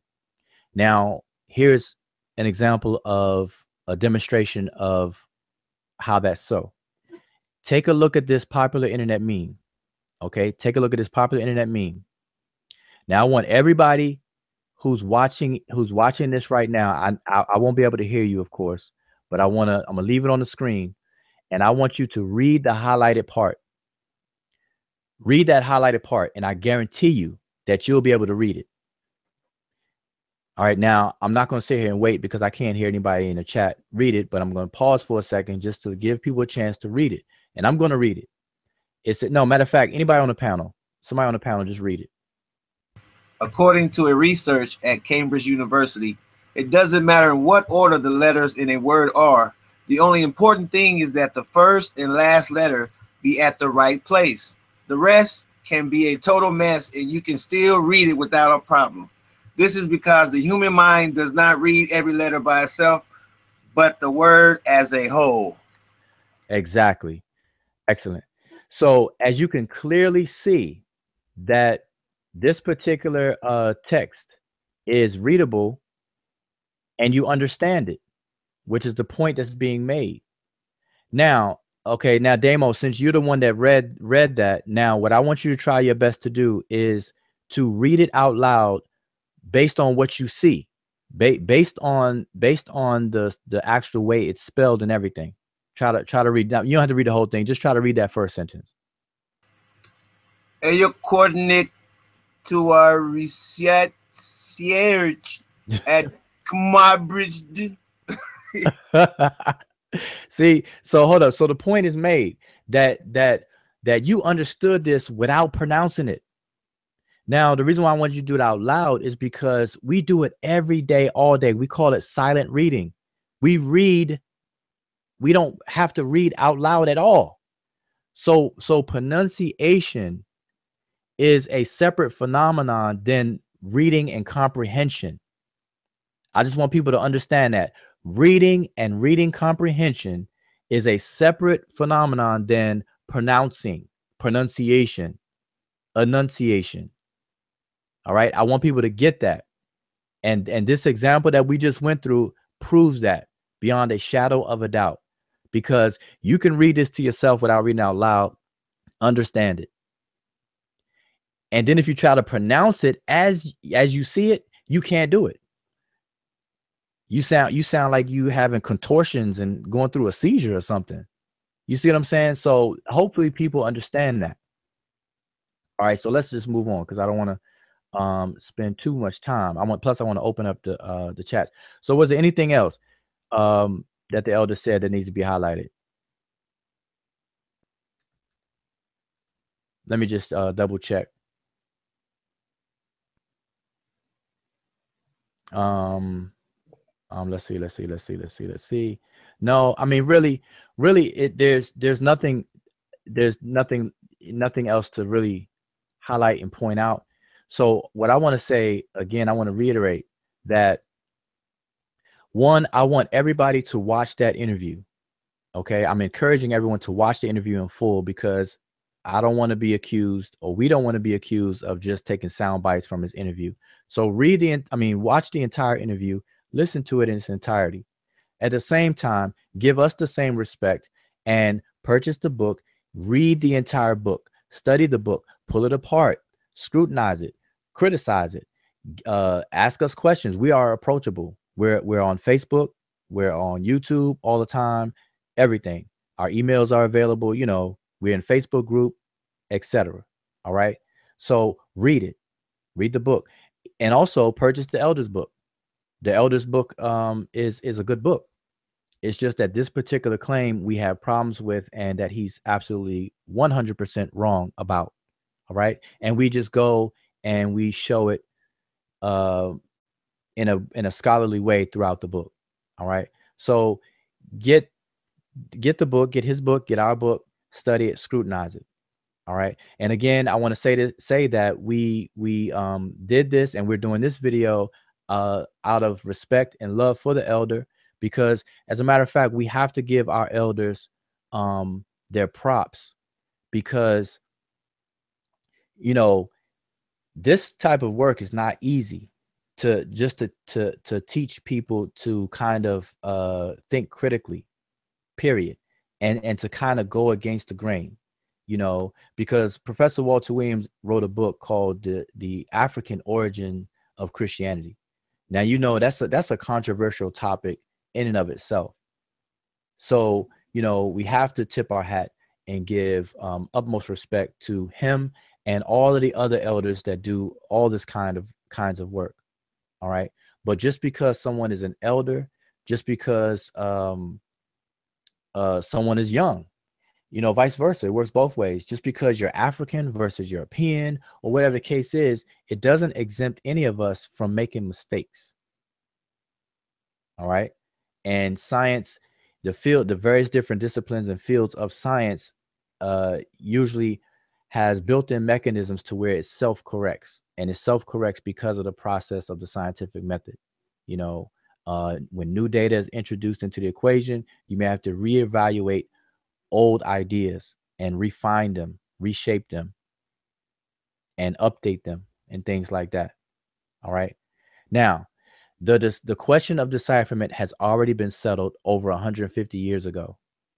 So anybody bringing that up is way late. They're a Johnny come lately of lately. This question of decipherment has been settled a long time ago. Not only has the writing system been deciphered, we're able to read the inscriptions. We're able to read it in its multiple scripts, because you're dealing with the hieroglyphs, which we know as Seshew. You're dealing with what they call hieratic, which we know as simplified Seshew, because it's just a simplified form of the elaborate pictorial form.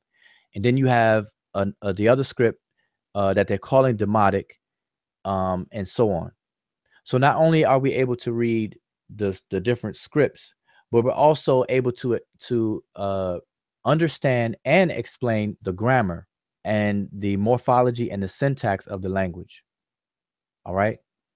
And So, you know, the question of decipherment is something that's old and stale. It's like trying to, you know, rehash something that's been proven. It's like this. It's like as if somebody is still trying to argue that the Earth is in the center of the solar system.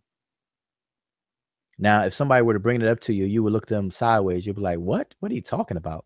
The sun is in the, the planets revolve around the sun, not the sun and everything else revolve around the Earth. Now, you would say that because you have a full understanding of, the heliocentric solar system, not the geocentric solar system. You have understanding of that. So likewise, those of us who deal with the language and stuff, when people say that it hasn't been deciphered, that's how screw-faced that we look at that. Like, what are you talking about? It hasn't been deciphered. Not only has it been deciphered, but I can tell you what the adjectives are, the verbs are, the prepositional phrases are, like how they arrange, what are the morphologies in the different words, what are the words made up of, how to normalize verbs, how to derive adjectives from prepositions and nouns and things like that. What's reflexive and what's not, what's prospective, all the whole different verbal system. We're able to explain all of these things. All right. So anyway, does anybody else have anything to say? Because I want to go ahead and kind of check out the chat and see if anybody has any questions in the chat and or even in the comments. So before I do that, anybody on the panel have anything to add to what I'm saying? Yeah, I just want to be brief. We are not taking Western academia side, Professor Walter Williams. We're not. We're simply putting things in context to let you know that we have the information or the tools or the keys that are needed to decipher. So we would appreciate it if you tune in every Wednesday and Friday and watch us demonstrate how to do this. Thank you.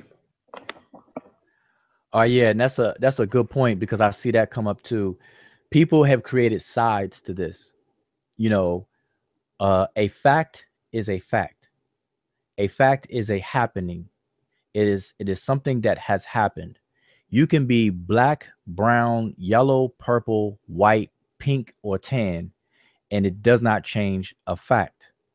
So when people try to make a dichotomy about white or black science or white or black anything, they do so at a disservice to the bigger picture.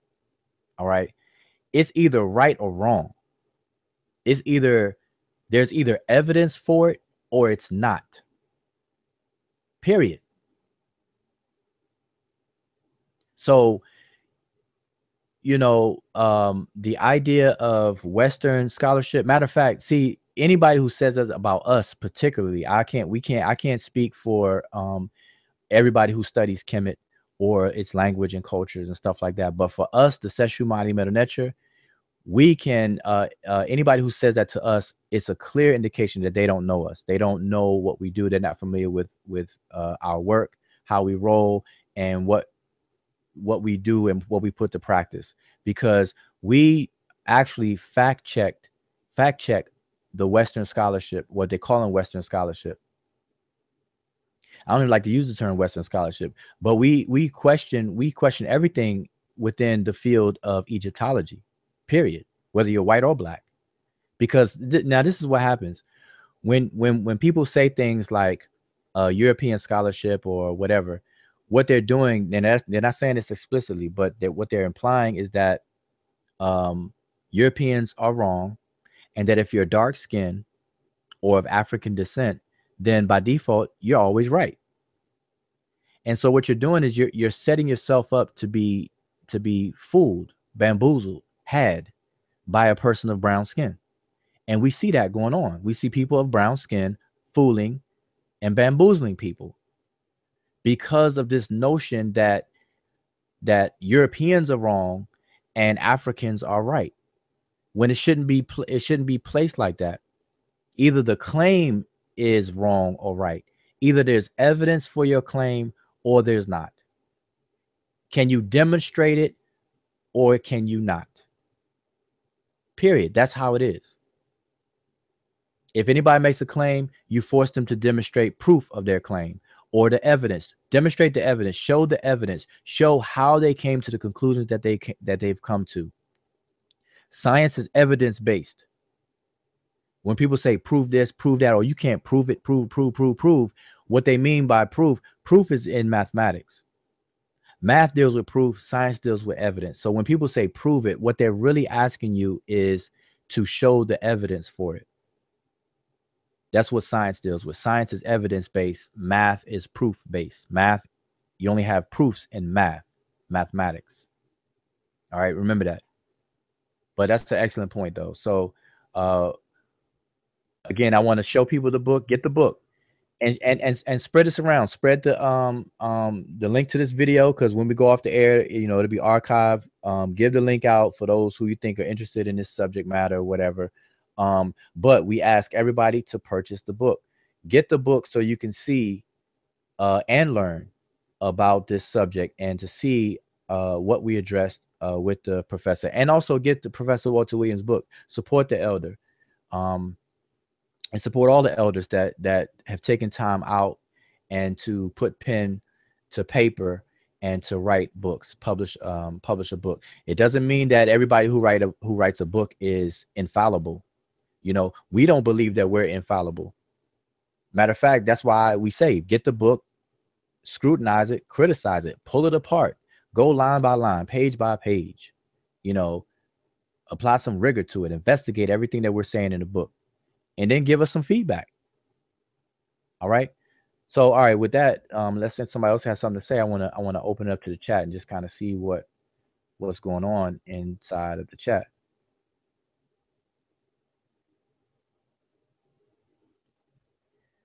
So let me scroll up, unless you all have already seen something, but I'm gonna scroll up and scroll back as far as I can and just see what I can see.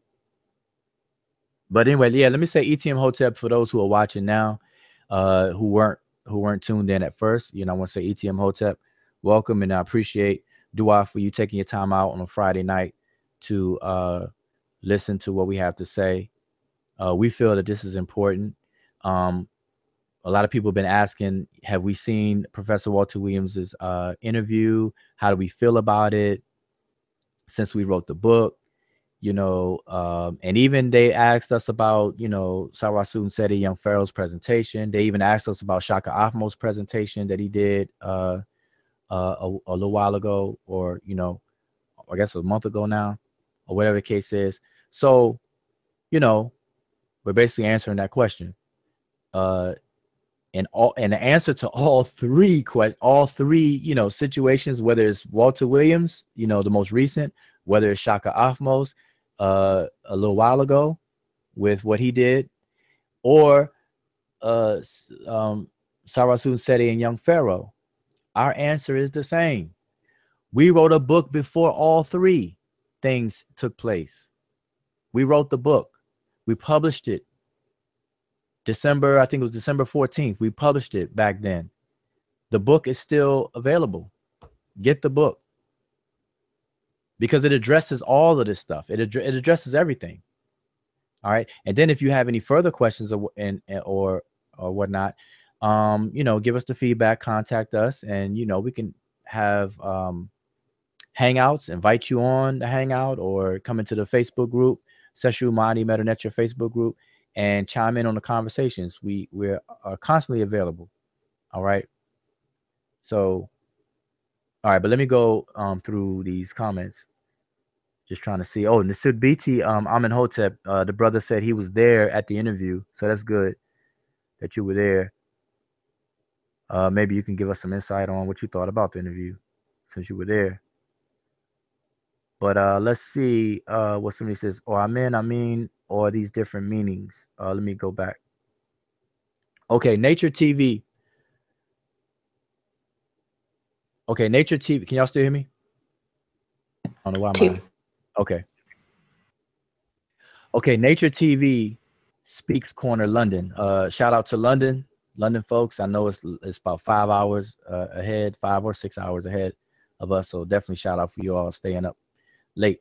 But okay, so he asks, he mentions AEIOU mixed up in words. And then he says, is it Iman or Amun? I kind of think we already addressed that a little bit. So maybe you yeah, I scrolled up. So you typed this before we kind of address pronunciations. But let me just reiterate real quick that the pronunciations of the Egyptian language that you hear us speak, when we say Hotep Di Nasu or Uncle Ja Seneb, or if I say Rini Wujao and all this other kind of stuff, all of these pronunciations are what we refer to as Egyptology speak. But it's more, I guess it's the more appropriate name would be classroom pronunciation. And what that is that in the writing system, there's no documentation of vowels. And mind you, we explain this inside the book. So I'm just reiterating what we already put in the book. In the writing system, there's no documentation of vowels. It's basically no different than Hebrew and Arabic. When you look at Hebrew, outside of the dots, the diacritic marks, or in Arabic without those dots and things that are around the different characters, they're written without vowels. Okay, and so the Seshew mdw-ntr, or the hieroglyphic writing system, has no vowels in there. But in order to pronounce anything, you have to have vowels, because even the word vowel itself means voice. It means it's the voice of the language. All right. So in order to pronounce these words and to discuss them among your colleagues and other people, you have to be able to pronounce it. So what Egyptologists decided to do was to stick a generic vowel in between the consonants. So when we say something like, what's a good example? For the word for health, the consonant structure that you see inside the script will be transliterated as S, N, B. S as in Sam, N as in Nancy, B as in boy. Now, in order to pronounce that, you have to stick a vowel between those consonants. So Egyptologists stick a what's called a schwa, or the generic, the E, between each of the consonants. So we say Seneb. So the word for health is Seneb. Now, no Egyptologist, no linguist that focus on ancient Egyptian language has ever made the claim that these pronunciations are meant to be historically accurate, meaning that no one is claiming that this is how it sounded thousands of years ago. So if we were to go back in time 1,000 years ago and we say Seneb, the ancient Egyptians would probably look at us like we're crazy. But we know what it means, though. If we see it, we know what it means. We know it means health, but we may not have the pronunciation accurate, but we know what it means. So again, what I mentioned earlier, pronunciation does not bar anyone from understanding the meaning of words. All right, so just keep that in mind. We explain that in the book. All right, so hopefully that will clear up for Nature TV Speaks. So whether it's Iman or Amun or Amin or anything like that, if you want to pronounce it those ways, it doesn't change what it means if it's in the context. Now, you have other cultures and speech communities that have that also use that word, like the Hebrews have Amina, and you have the Muslims that will say Amin or Mu'minun, Mu'minati. They have different variations of the word Amin. And to them, it means faithful. Mu'minin, Mu'minati, which would be the male and female faithful ones, you know, or whatever the case is. So they have their usage of that word or whatever. But if we leave it in the context of the ancient Egyptians, you know, the word means what it means, regardless of how you know, two different people will pronounce it. All right. So I just want to make that clear. So, but hey, anybody on the panel, if you see another question, by all means speak. I'm just kind of scrolling through.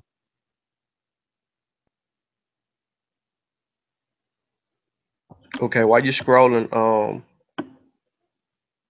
our brother Khalid, he had a question.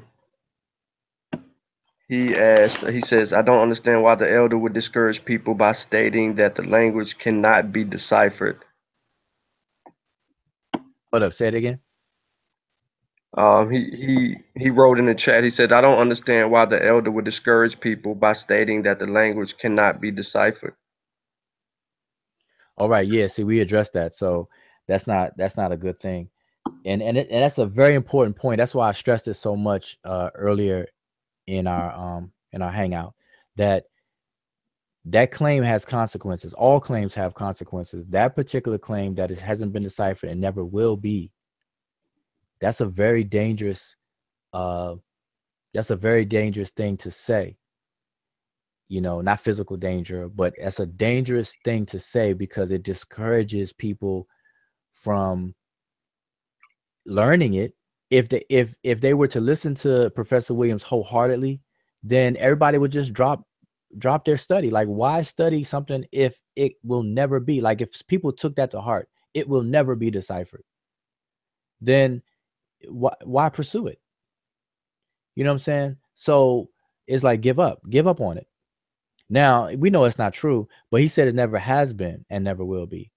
But both of those statements are just absolutely false. Absolutely false. And so anyway, I'm going through Christopher Withers says he claims that he spoke to 2 Egyptologists at University of Chicago and they agreed with him. Like I said, now this is another thing. I didn't say this earlier, but I want to say this now, that Walter Williams, this video that we're discussing is an interview. It is not, we don't take it as a rebuttal to our rebuttal at all, because the elder just didn't do that. All he did basically throughout that interview is he reiterated his claims. And you can't substantiate your claim by just reiterating it. That's you just can't do that. So what the elder needs to do is he needs to write and address our rebuttals to him point for point, like we did for him. That's what he would have to do. And so I say that to say that if he claims that he spoke to 2 Egyptologists at the University of Chicago, give us their names. Give us the dialogue of what he said. Give us the question that you asked the Egyptologists, and give us their response so that we can evaluate that. Because as of now, we don't know one way or the other. We don't even know if that's true or not. All right. So, and then agree with him on what specifically, because there's a lot of claims that's floating around, All right. So I'm just going to kind of scroll through, see some more. Yeah, we had another one. Second Ra is kind of off topic, but says, do you see a commonality between all African spiritual systems? Yes. There's sameness and there's diversity going on simultaneously. So, and the reason for that is because we're all experiencing the same reality. I mean, we're all living on the planet. We all share the planet Earth. And within Africa, the continent of Africa, obviously all Africans are sharing the continent, and we may be in different climates and different geographical terrain. Some people live near rivers. Some people live near rainforests. Some people live in desert, and some people wander around. So based on these individual populations' experiences, they may identify with the reality around them in slight variations. But there's some underlying commonality between a lot of things. And that's because of the nature of living, and sharing the same resources and whatnot, or being affected by things that are affected to all people. Like, for example, when it rains, it don't just rain on your house. Or like if you're standing outside, it doesn't just rain on you alone. It rains on you and everybody around you, that's up under the storm clouds or whatever, And I'm not saying that it rains on the entire planet at one time, but I'm just giving an example that there are shared experiences that people have, and these shared experiences are grouped together, and that's where you see what's called commonality. But then you see some differential stuff, some differences taking place as well. And that depends on the, you know, the more detailed experience of different populations of people. So the answer to the question is yes, there are commonalities, but there also are differences. And see, in Africa, in many African communities, when you learn what you learned from your community elders and the wisdom keepers of your community, you're also encouraged to travel and to sit at the feet of other elders of other communities. And by doing this, there was a information superhighway created where the initiation houses or initiation systems of different communities can exchange information. And today we will call that an exchanging of technology. So people were encouraged to travel and to sit up under the feet of the elders of that community or the elders of this community and so on and so forth. That way people can cross, compare, and get a bigger picture and expand the body of knowledge. That's how that was done. And because a lot of Africans do that, this is one of the reasons why Africans didn't have a problem allowing people such as, quote unquote, the Greeks to come into Egypt and to learn, as you know, to the extent that they are willing to impart information to them. So, because, you know, some people ask the question, well, you know, why did the Egyptians sold out? They allowed the Greeks in the first place. Who told them to do that and stuff like that? They don't understand that, you know, it's common among African communities to exchange information. Then you have, you know, the civilizing aspect of that, because you think about it, a lot of arguments and fighting is based on disagreement, is based on a lack of synchrony or syncretism between the two different populations. So to cut down on the disagreements and the fighting and stuff like that, it's best to synchronize things. So the idea is that if we feel like we're civilized over here and we look over there and you're barbaric, or I'll just say uncivilized, I won't use the word barbaric, but uncivilized, and you just do things counterproductive to us, then what should we do? Should we just wipe all y'all out, or should we try to get you to understand our ways, and vice versa, and to kind of somehow come to this, you know, medium place so we can coexist? You know, you don't have to become us, and we're definitely not going to become you, but you need to understand us and we need to understand you so that we can respect boundaries and coexist without fighting and trying to destroy each other. You know what I'm saying? Because that's what countries do to this very day. You know, today we just call it diplomacy, you know, diplomatic relations and things like that. You know, countries, you know, getting to know one another, coexisting, trading, doing commerce together, so on and so forth. So in ancient times, they did the same thing to an extent. So anyway, I hope that's understood. But anyway, yeah, there are common things that you see. But case in point, just real quick, case in point, there's a story, I forget which story it is, and maybe I'll come back at another hangout and I'll know, but I don't remember it off the top of my head, the title. But there's a story, an inscription in ancient Kemet, where there's a story where there's a person who leaves Kemet, leaves the kingdom, leaves the borders of Kemet, and goes to a foreign territory, and he stays for an extended period of time.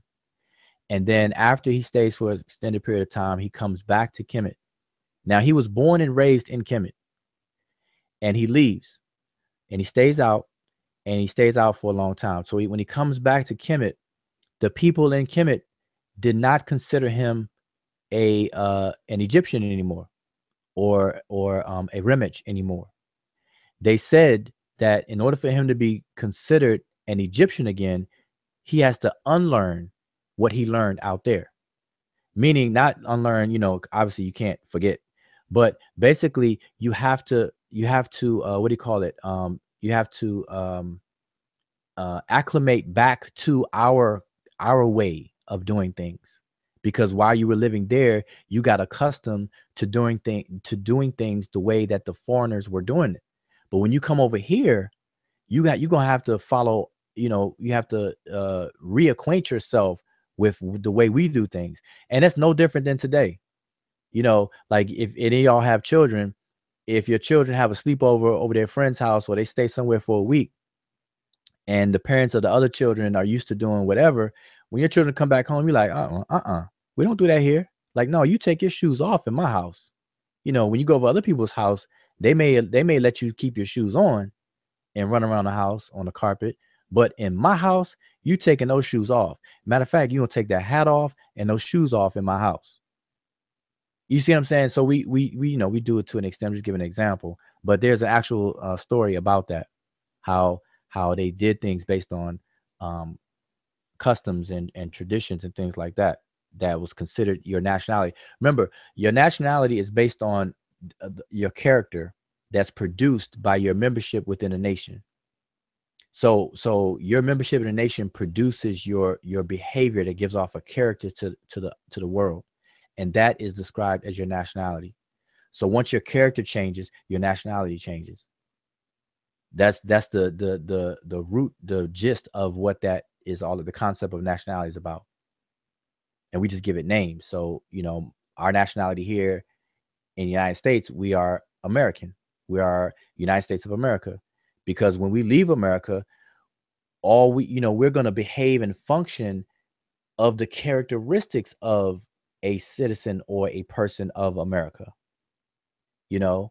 And then if we stay at another place for an extended period of time and we learn their customs and traditions, and it becomes ingrained in our behavior and everything like that, then this is why other countries will, you know, nationalize you, or you become a naturalized citizen of that particular country. You have to learn their ways, and then they'll say, okay, well, you could become a member of our society because you understand our customs, traditions, and laws, and you can abide by them, and blah blah blah. You know, that's the whole thing with citizenship and nationality. But I'm not trying to go off on it too far of a tangent. But what other questions do we have? Because I'm scrolling. I didn't realize there was so many things that were said.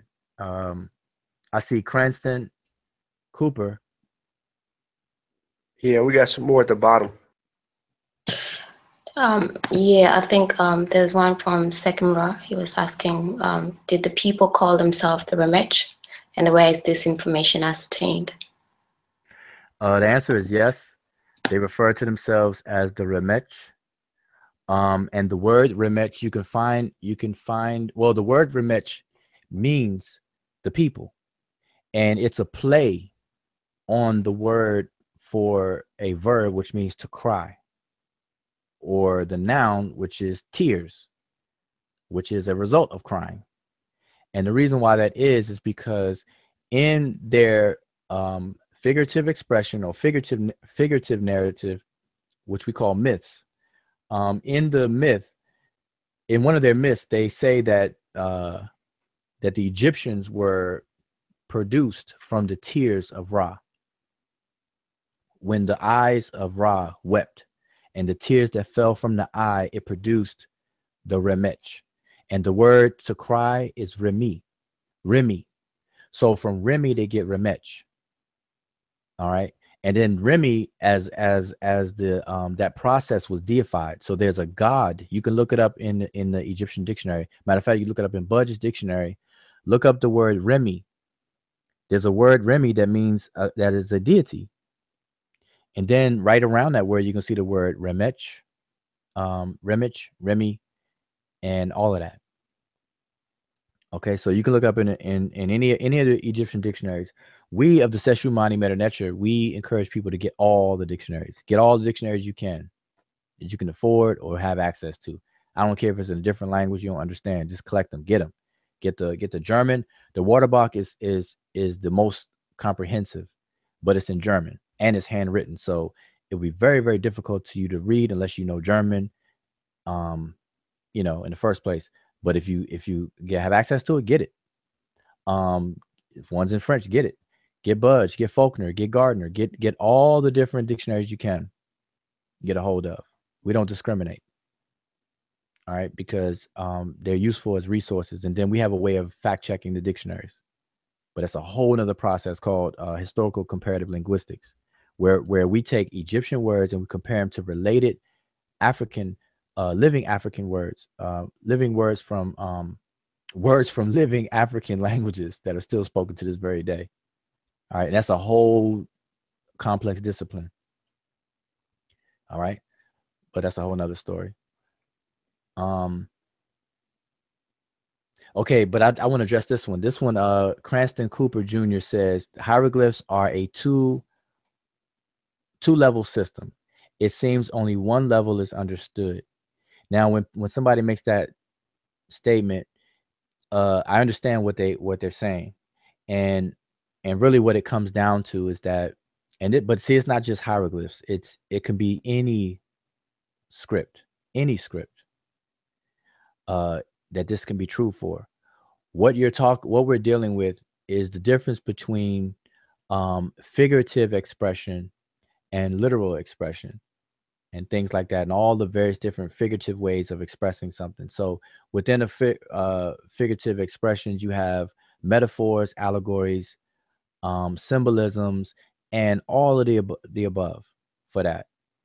And although you can read a sentence literally verbatim, the meaning behind it may be covered figuratively. So I always use this example as like, if I look at a person that has a pair of shoes on and I say, man, those shoes are hot. Where you get those from and how much did you pay for them? Now, taking my words literally, someone will think that I'm saying that the shoes are hot as in a temperature, like, that they're hot on your feet, that they feel hot. And I'm wondering, like, how can you have them on your feet? But I'm using that figuratively. I'm using the word hot figuratively to mean those are nice, those are attractive.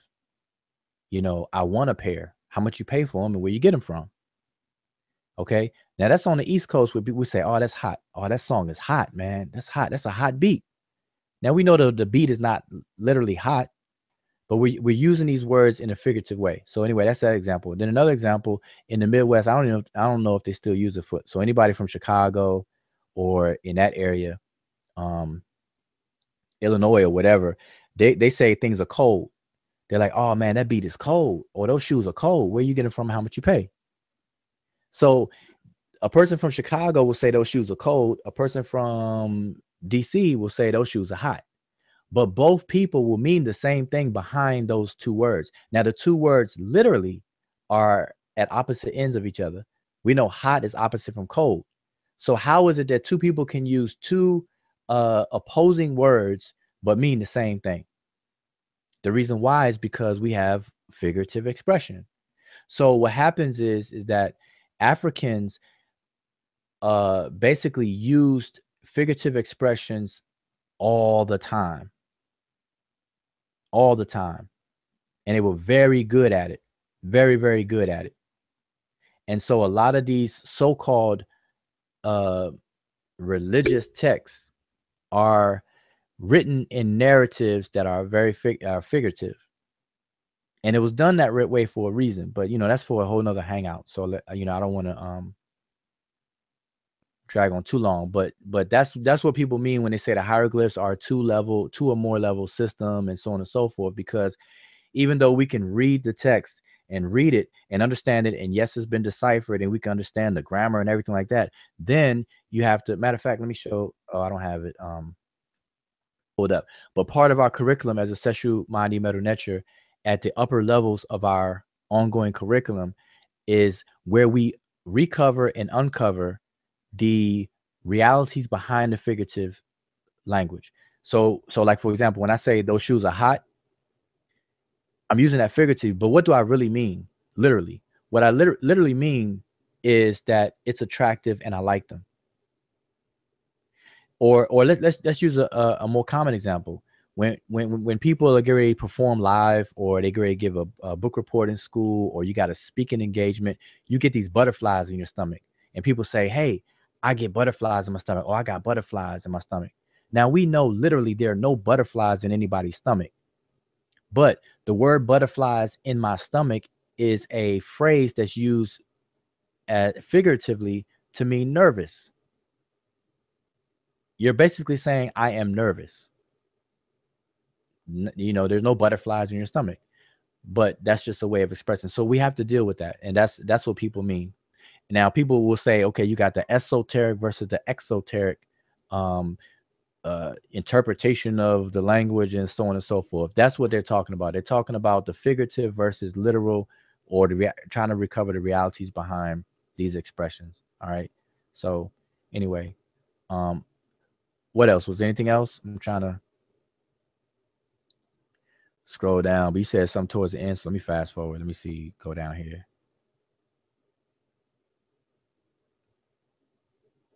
Anything else?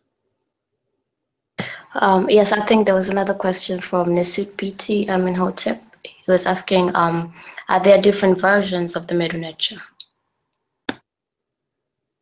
I don't understand the question when you say versions of the mdw-ntr.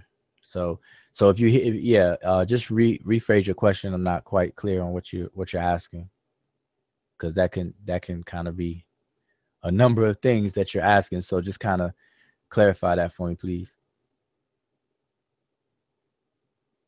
So I'm going up. Second Ra says, and I asked that question because of the attack on our culture in Kemet. They know Nubians are Africans. Even we have a better understanding of Kush and Nubia, the precursor to Kemet. All right. Well, let me, in a summary way, let me just say this, that we have to be careful using that word Nubia. All right. And matter of fact, we're going to do another hangout about that. So I will go into details about that, but be careful using the word Nubia. There is no such thing as Nubia. And it sounds like a bold statement for me to make, but when I say there's no such thing as Nubia, I mean in the sense that people are using it. We have to be careful of using it, and you'll see why. We'll go into it. But for now, I can say that when we say it, just say Ta Nehesi. Just to be more appropriate, just say Ta Nehesi. Because when you say Nubia, unbeknown to a lot of people who say that, they are actually participating in the old, early Egyptological way of denying the Africanness of ancient Egypt. All right. And we'll go into details on another hangout on that.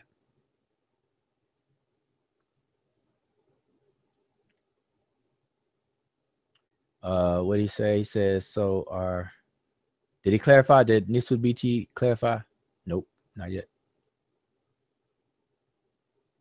No, not yet, but I'm not sure if he's probably talking about the different styles of writing. Seshew mdw-ntr. Okay. Yeah, and people have to understand that Kemet is a confederacy. When we say Sema Tawi, or the two lands, the unification of two lands, people just shorten it to Tawi, the two lands. We have to remember that it's Semi or Sema Tawi, which means the unification of two lands, but it's a word that means confederacy.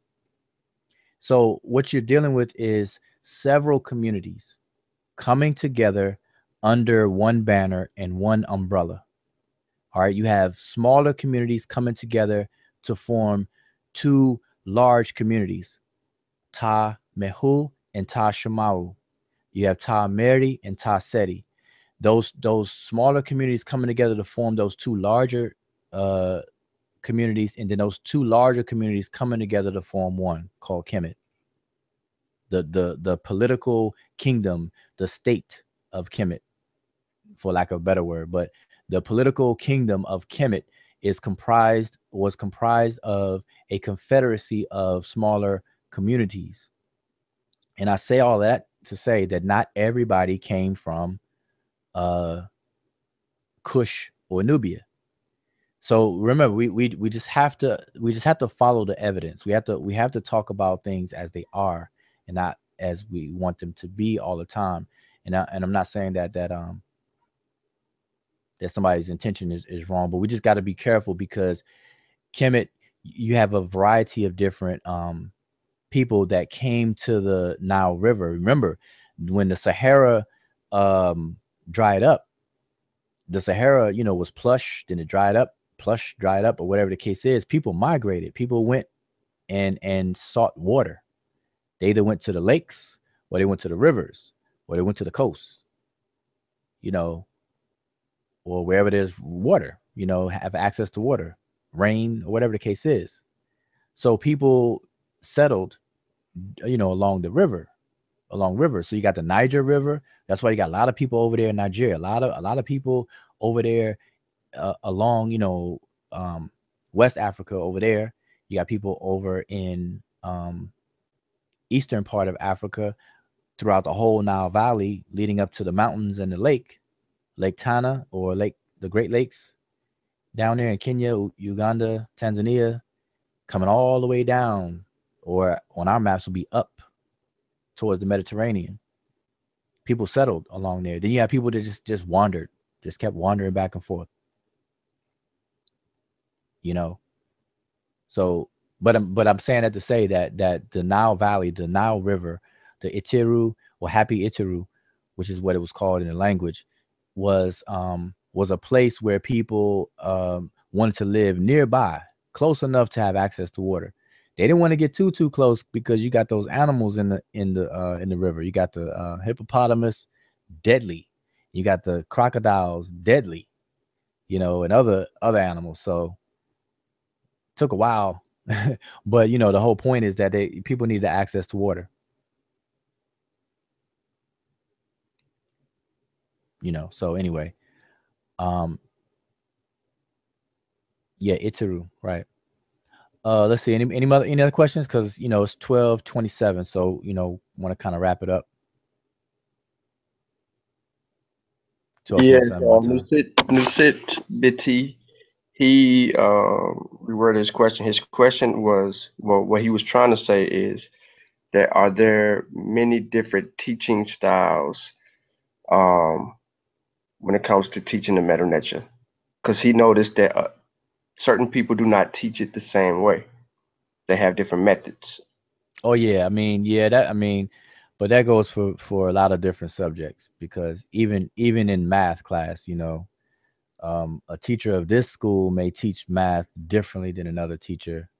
So you know, my short answer would be, yeah, there's people who teach it differently, and it's based on the teacher and the relationship with the body of students that they have. You know, like I have my methods and things, you know, based on my subtotal of my experiences, you know, of teaching. I make adjustments as I need to and stuff like that. So yes, the answer, you know, I would say yes to that.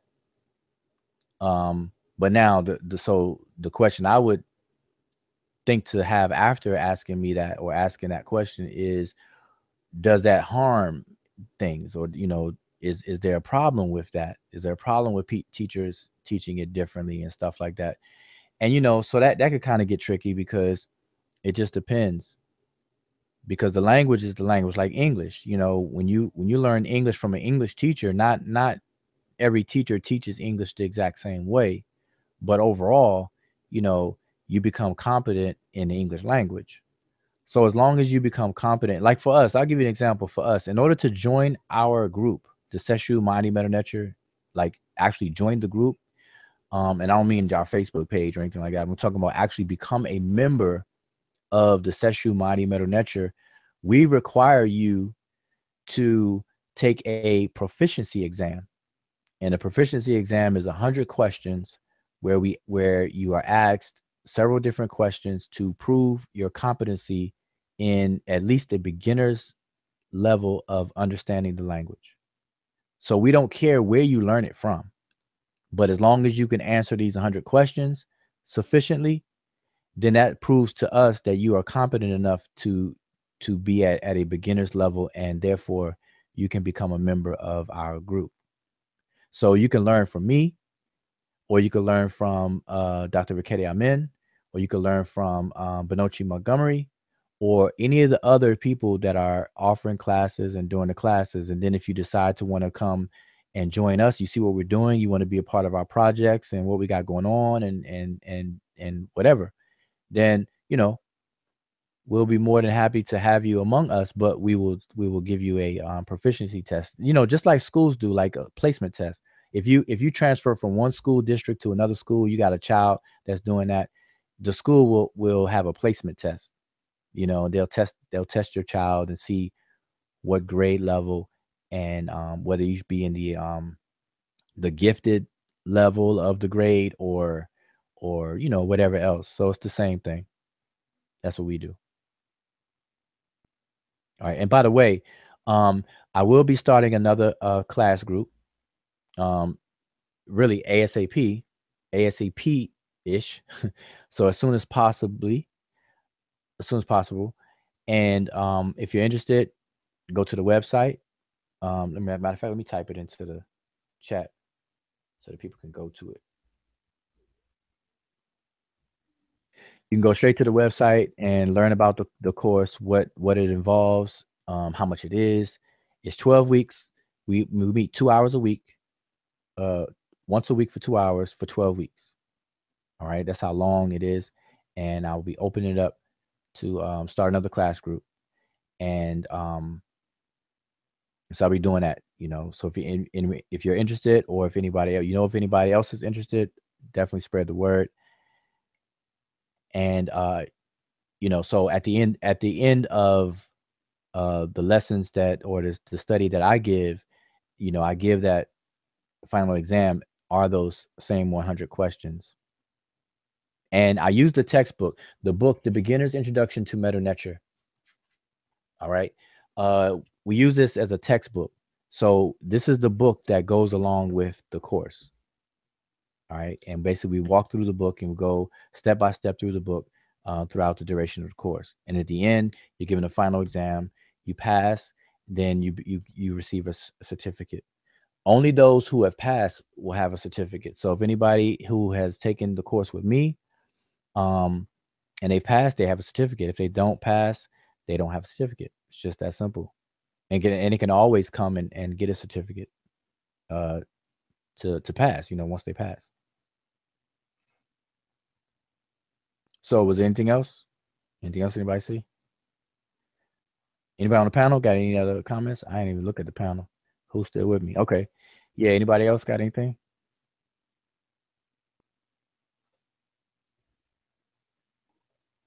No, we good. All right. Well, I hope we covered that topic. And like I said, I didn't want to make this video out to be, you know, we were going to address all of the points made inside of that interview. You know, it's really unnecessary because our book still stands on its own. We address all of the things that Professor Walter Williams said in that interview. They've already been addressed. So for us to address it now would be really kind of crazy on our part when we wrote a book about it. So we asked people to get the book, read it, study it, scrutinize it, criticize it, come back to us with your feedback, good or, you know, agree or disagree, any disagreements you may have or whatever the case is, come and bring it to us. You know, we welcome that kind of stuff. And also read the book before formulating an opinion about, you know, whether or not Professor Walter Williams is correct or not correct, or you know, whatever. Because I had a couple people that say, yeah, Walter Williams did an interview, yeah, and he's shutting y'all down, and you know, whatever. So I just laugh because I just take those as jokes. But anyway, I hope people can kind of get an understanding of where we stand on the question of decipherment in general. But specifically, Professor Walter Williams, we have a lot of respect for the elder. He's put in a lot of good work. He wrote a couple of books, and we just happen to disagree with him on the issue of the hieroglyphs. That's it. The rest of his book, you know, we you know, that's outside of the scope of us as a group. So we didn't address the other things.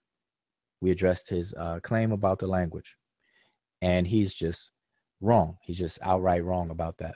The question of decipherment has been been settled 150 years ago. And people just have to understand language. I encourage everyone to just, you don't have to go to college or get a bachelor's degree or PhD, master's or whatever in linguistics to understand this stuff to an extent. Just put in the time to study. Just, get the basics down. Understand what a writing system is. Understanding the purpose and function of them. Understand some basics about the phonology of a language, which means all of the sounds that a language uses to convey its meanings. That's the phonology of a language. All right. Learn what else? Learn what a word is. Like the sister Sonnet Emicat mentioned earlier. We actually did a hangout. I think it was Facebook Live. We were talking about word. What is a word? And we take it for granted, but take some time out, back away a little bit and study what a word is. Like, we think we know what a word is, but we really don't. And I think we went over that in the book a little bit. Let me see. No, we didn't go into too much about the basics of what an actual word is. No, that's in the upcoming book. That's going to be in the grammar book.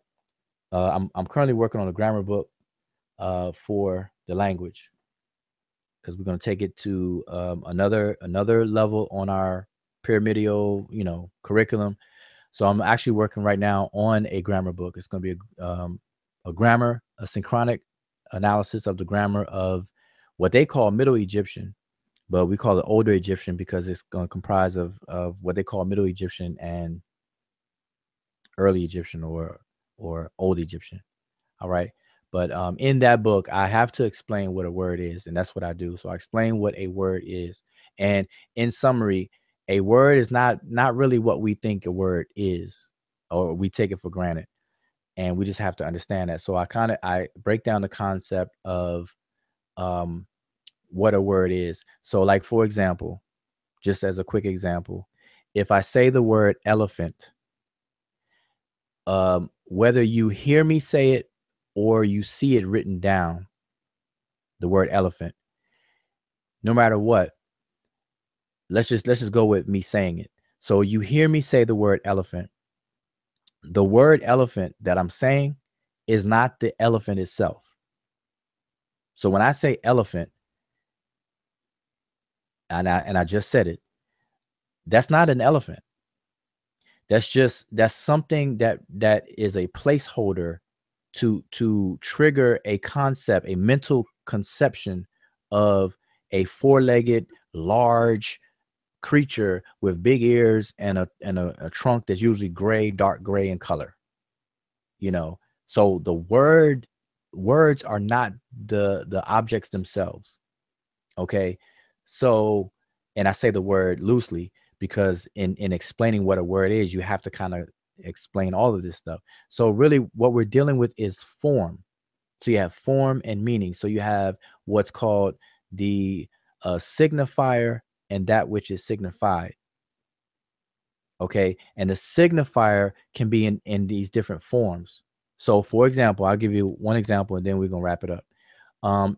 If I'm in an English speaking community, I can say the word house, House, house. In a Spanish speaking community, I would say the word casa. Now notice, if I say house, I say casa. Those are two different sounding things. House, casa. They don't sound alike.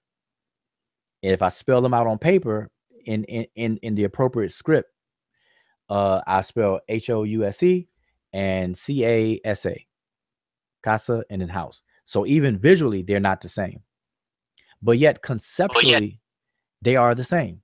I'm talking about the exact same thing. So what we're dealing with is form and meaning, or the concept, and then, or I should say, the signifier and the signified. So the signified is this structure that we can live in that has a roof and shelter and whatever that we have. But the signifier that I'm using to trigger the signified is different. So over here in the English speaking community, I would say house. In the Spanish speaking community, I would say casa, but I'm actually pointing to the same concept. So now, what is a word? A word is not the concept by itself, and it's not the form by itself. It is both together, married together. You can't separate it. That's the full scope of what a word is.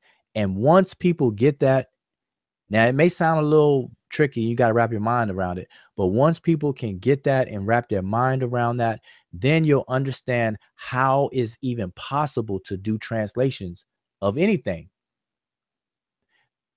And the reason why is because you're not matching the forms, you're matching the concepts. So this is why I can translate the word casa into English as house. So somebody says, ¿cómo se dice casa in English? In English, I would say house. You know, how do you say casa in English? That's what they're saying. ¿Cómo se dice? How do you say house in English? I would say house. I mean, casa in English, I would say house. Because we are pointing to the exact same signified, but using two different signifiers for it. And that's what you call translation. And it's because of this ability, or because of this phenomenon, that we're able to translate anything. That's how come we're able to communicate to people around the world, is because of how language works. This is the operation of language, period. Okay, it doesn't matter which language it is. This is the universal property of human communication. Okay, so anyway, I just want to give you a gist of that. And we did a Facebook Live, or maybe a hangout about that and everything. But I'm explaining this in the grammar book because you have to understand this to understand the structure of Egyptian words, you know, and what is a word, what constitutes a word. Because in Egyptian, in the Egyptian language that we know as Rani Kemet, in the language of Rani Kemet, the way the words are formed are different than the way the words are formed in English. And in order for me to explain all of that, I have to go into the details of what I just said. So anyway, that's that. But I hope you all can walk away from this hangout and learn a little bit, and plus see where our stance is on the whole question. So anybody have any closing remarks before we shut it down?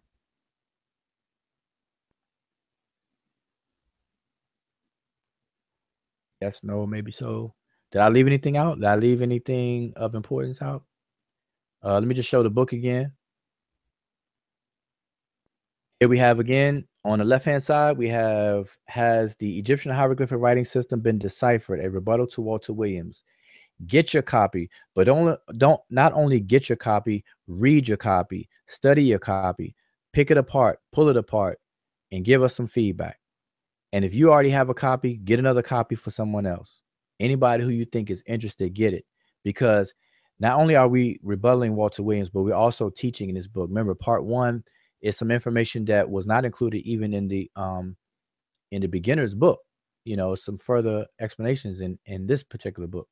And it's concise. It's you know, compact. It's not too long-winded at all. The book is only 216 pages. It has a full sign list in the back of 1,000 different glyphs in the signs in the back. And we refute Professor Williams' points one by one, and then we give you some background information in the beginning.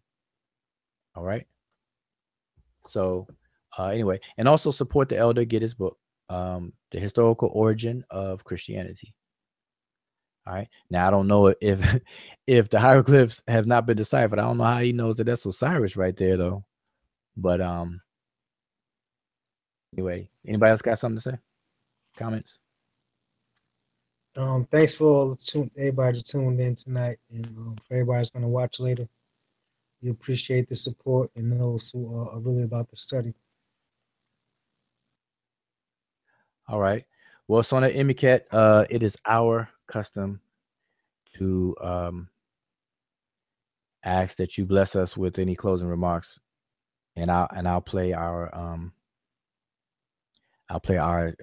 you know, intro, outro after you finish, if you will.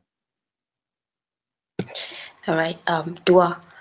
So once again, dua to those who have tuned in and given their input tonight. And you know, hopefully, if you haven't joined the group page, you do that. It's Seshew mdw-ntr on Facebook. And as has been said, the classes are starting up soon. So ASAP. So you know, the website I think has been provided, but if you haven't found, you know, you didn't get it yet, it's mdw-ntr.com, mdw-ntr.com. So you can just go in there and check out what is the information, and you can sign up for the class.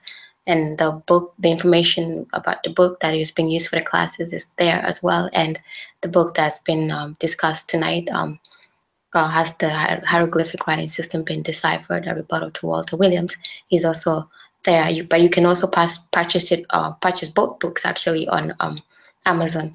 But you know, check the website out, all the information is there.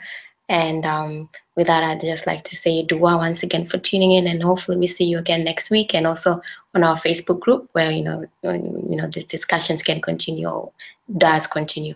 So with that, I would like to say Shem Imhotep, which is go in peace. But before that, yeah, Gary Nefer and Becca Nefer, you know, good night and good morning, depending on what time you are on.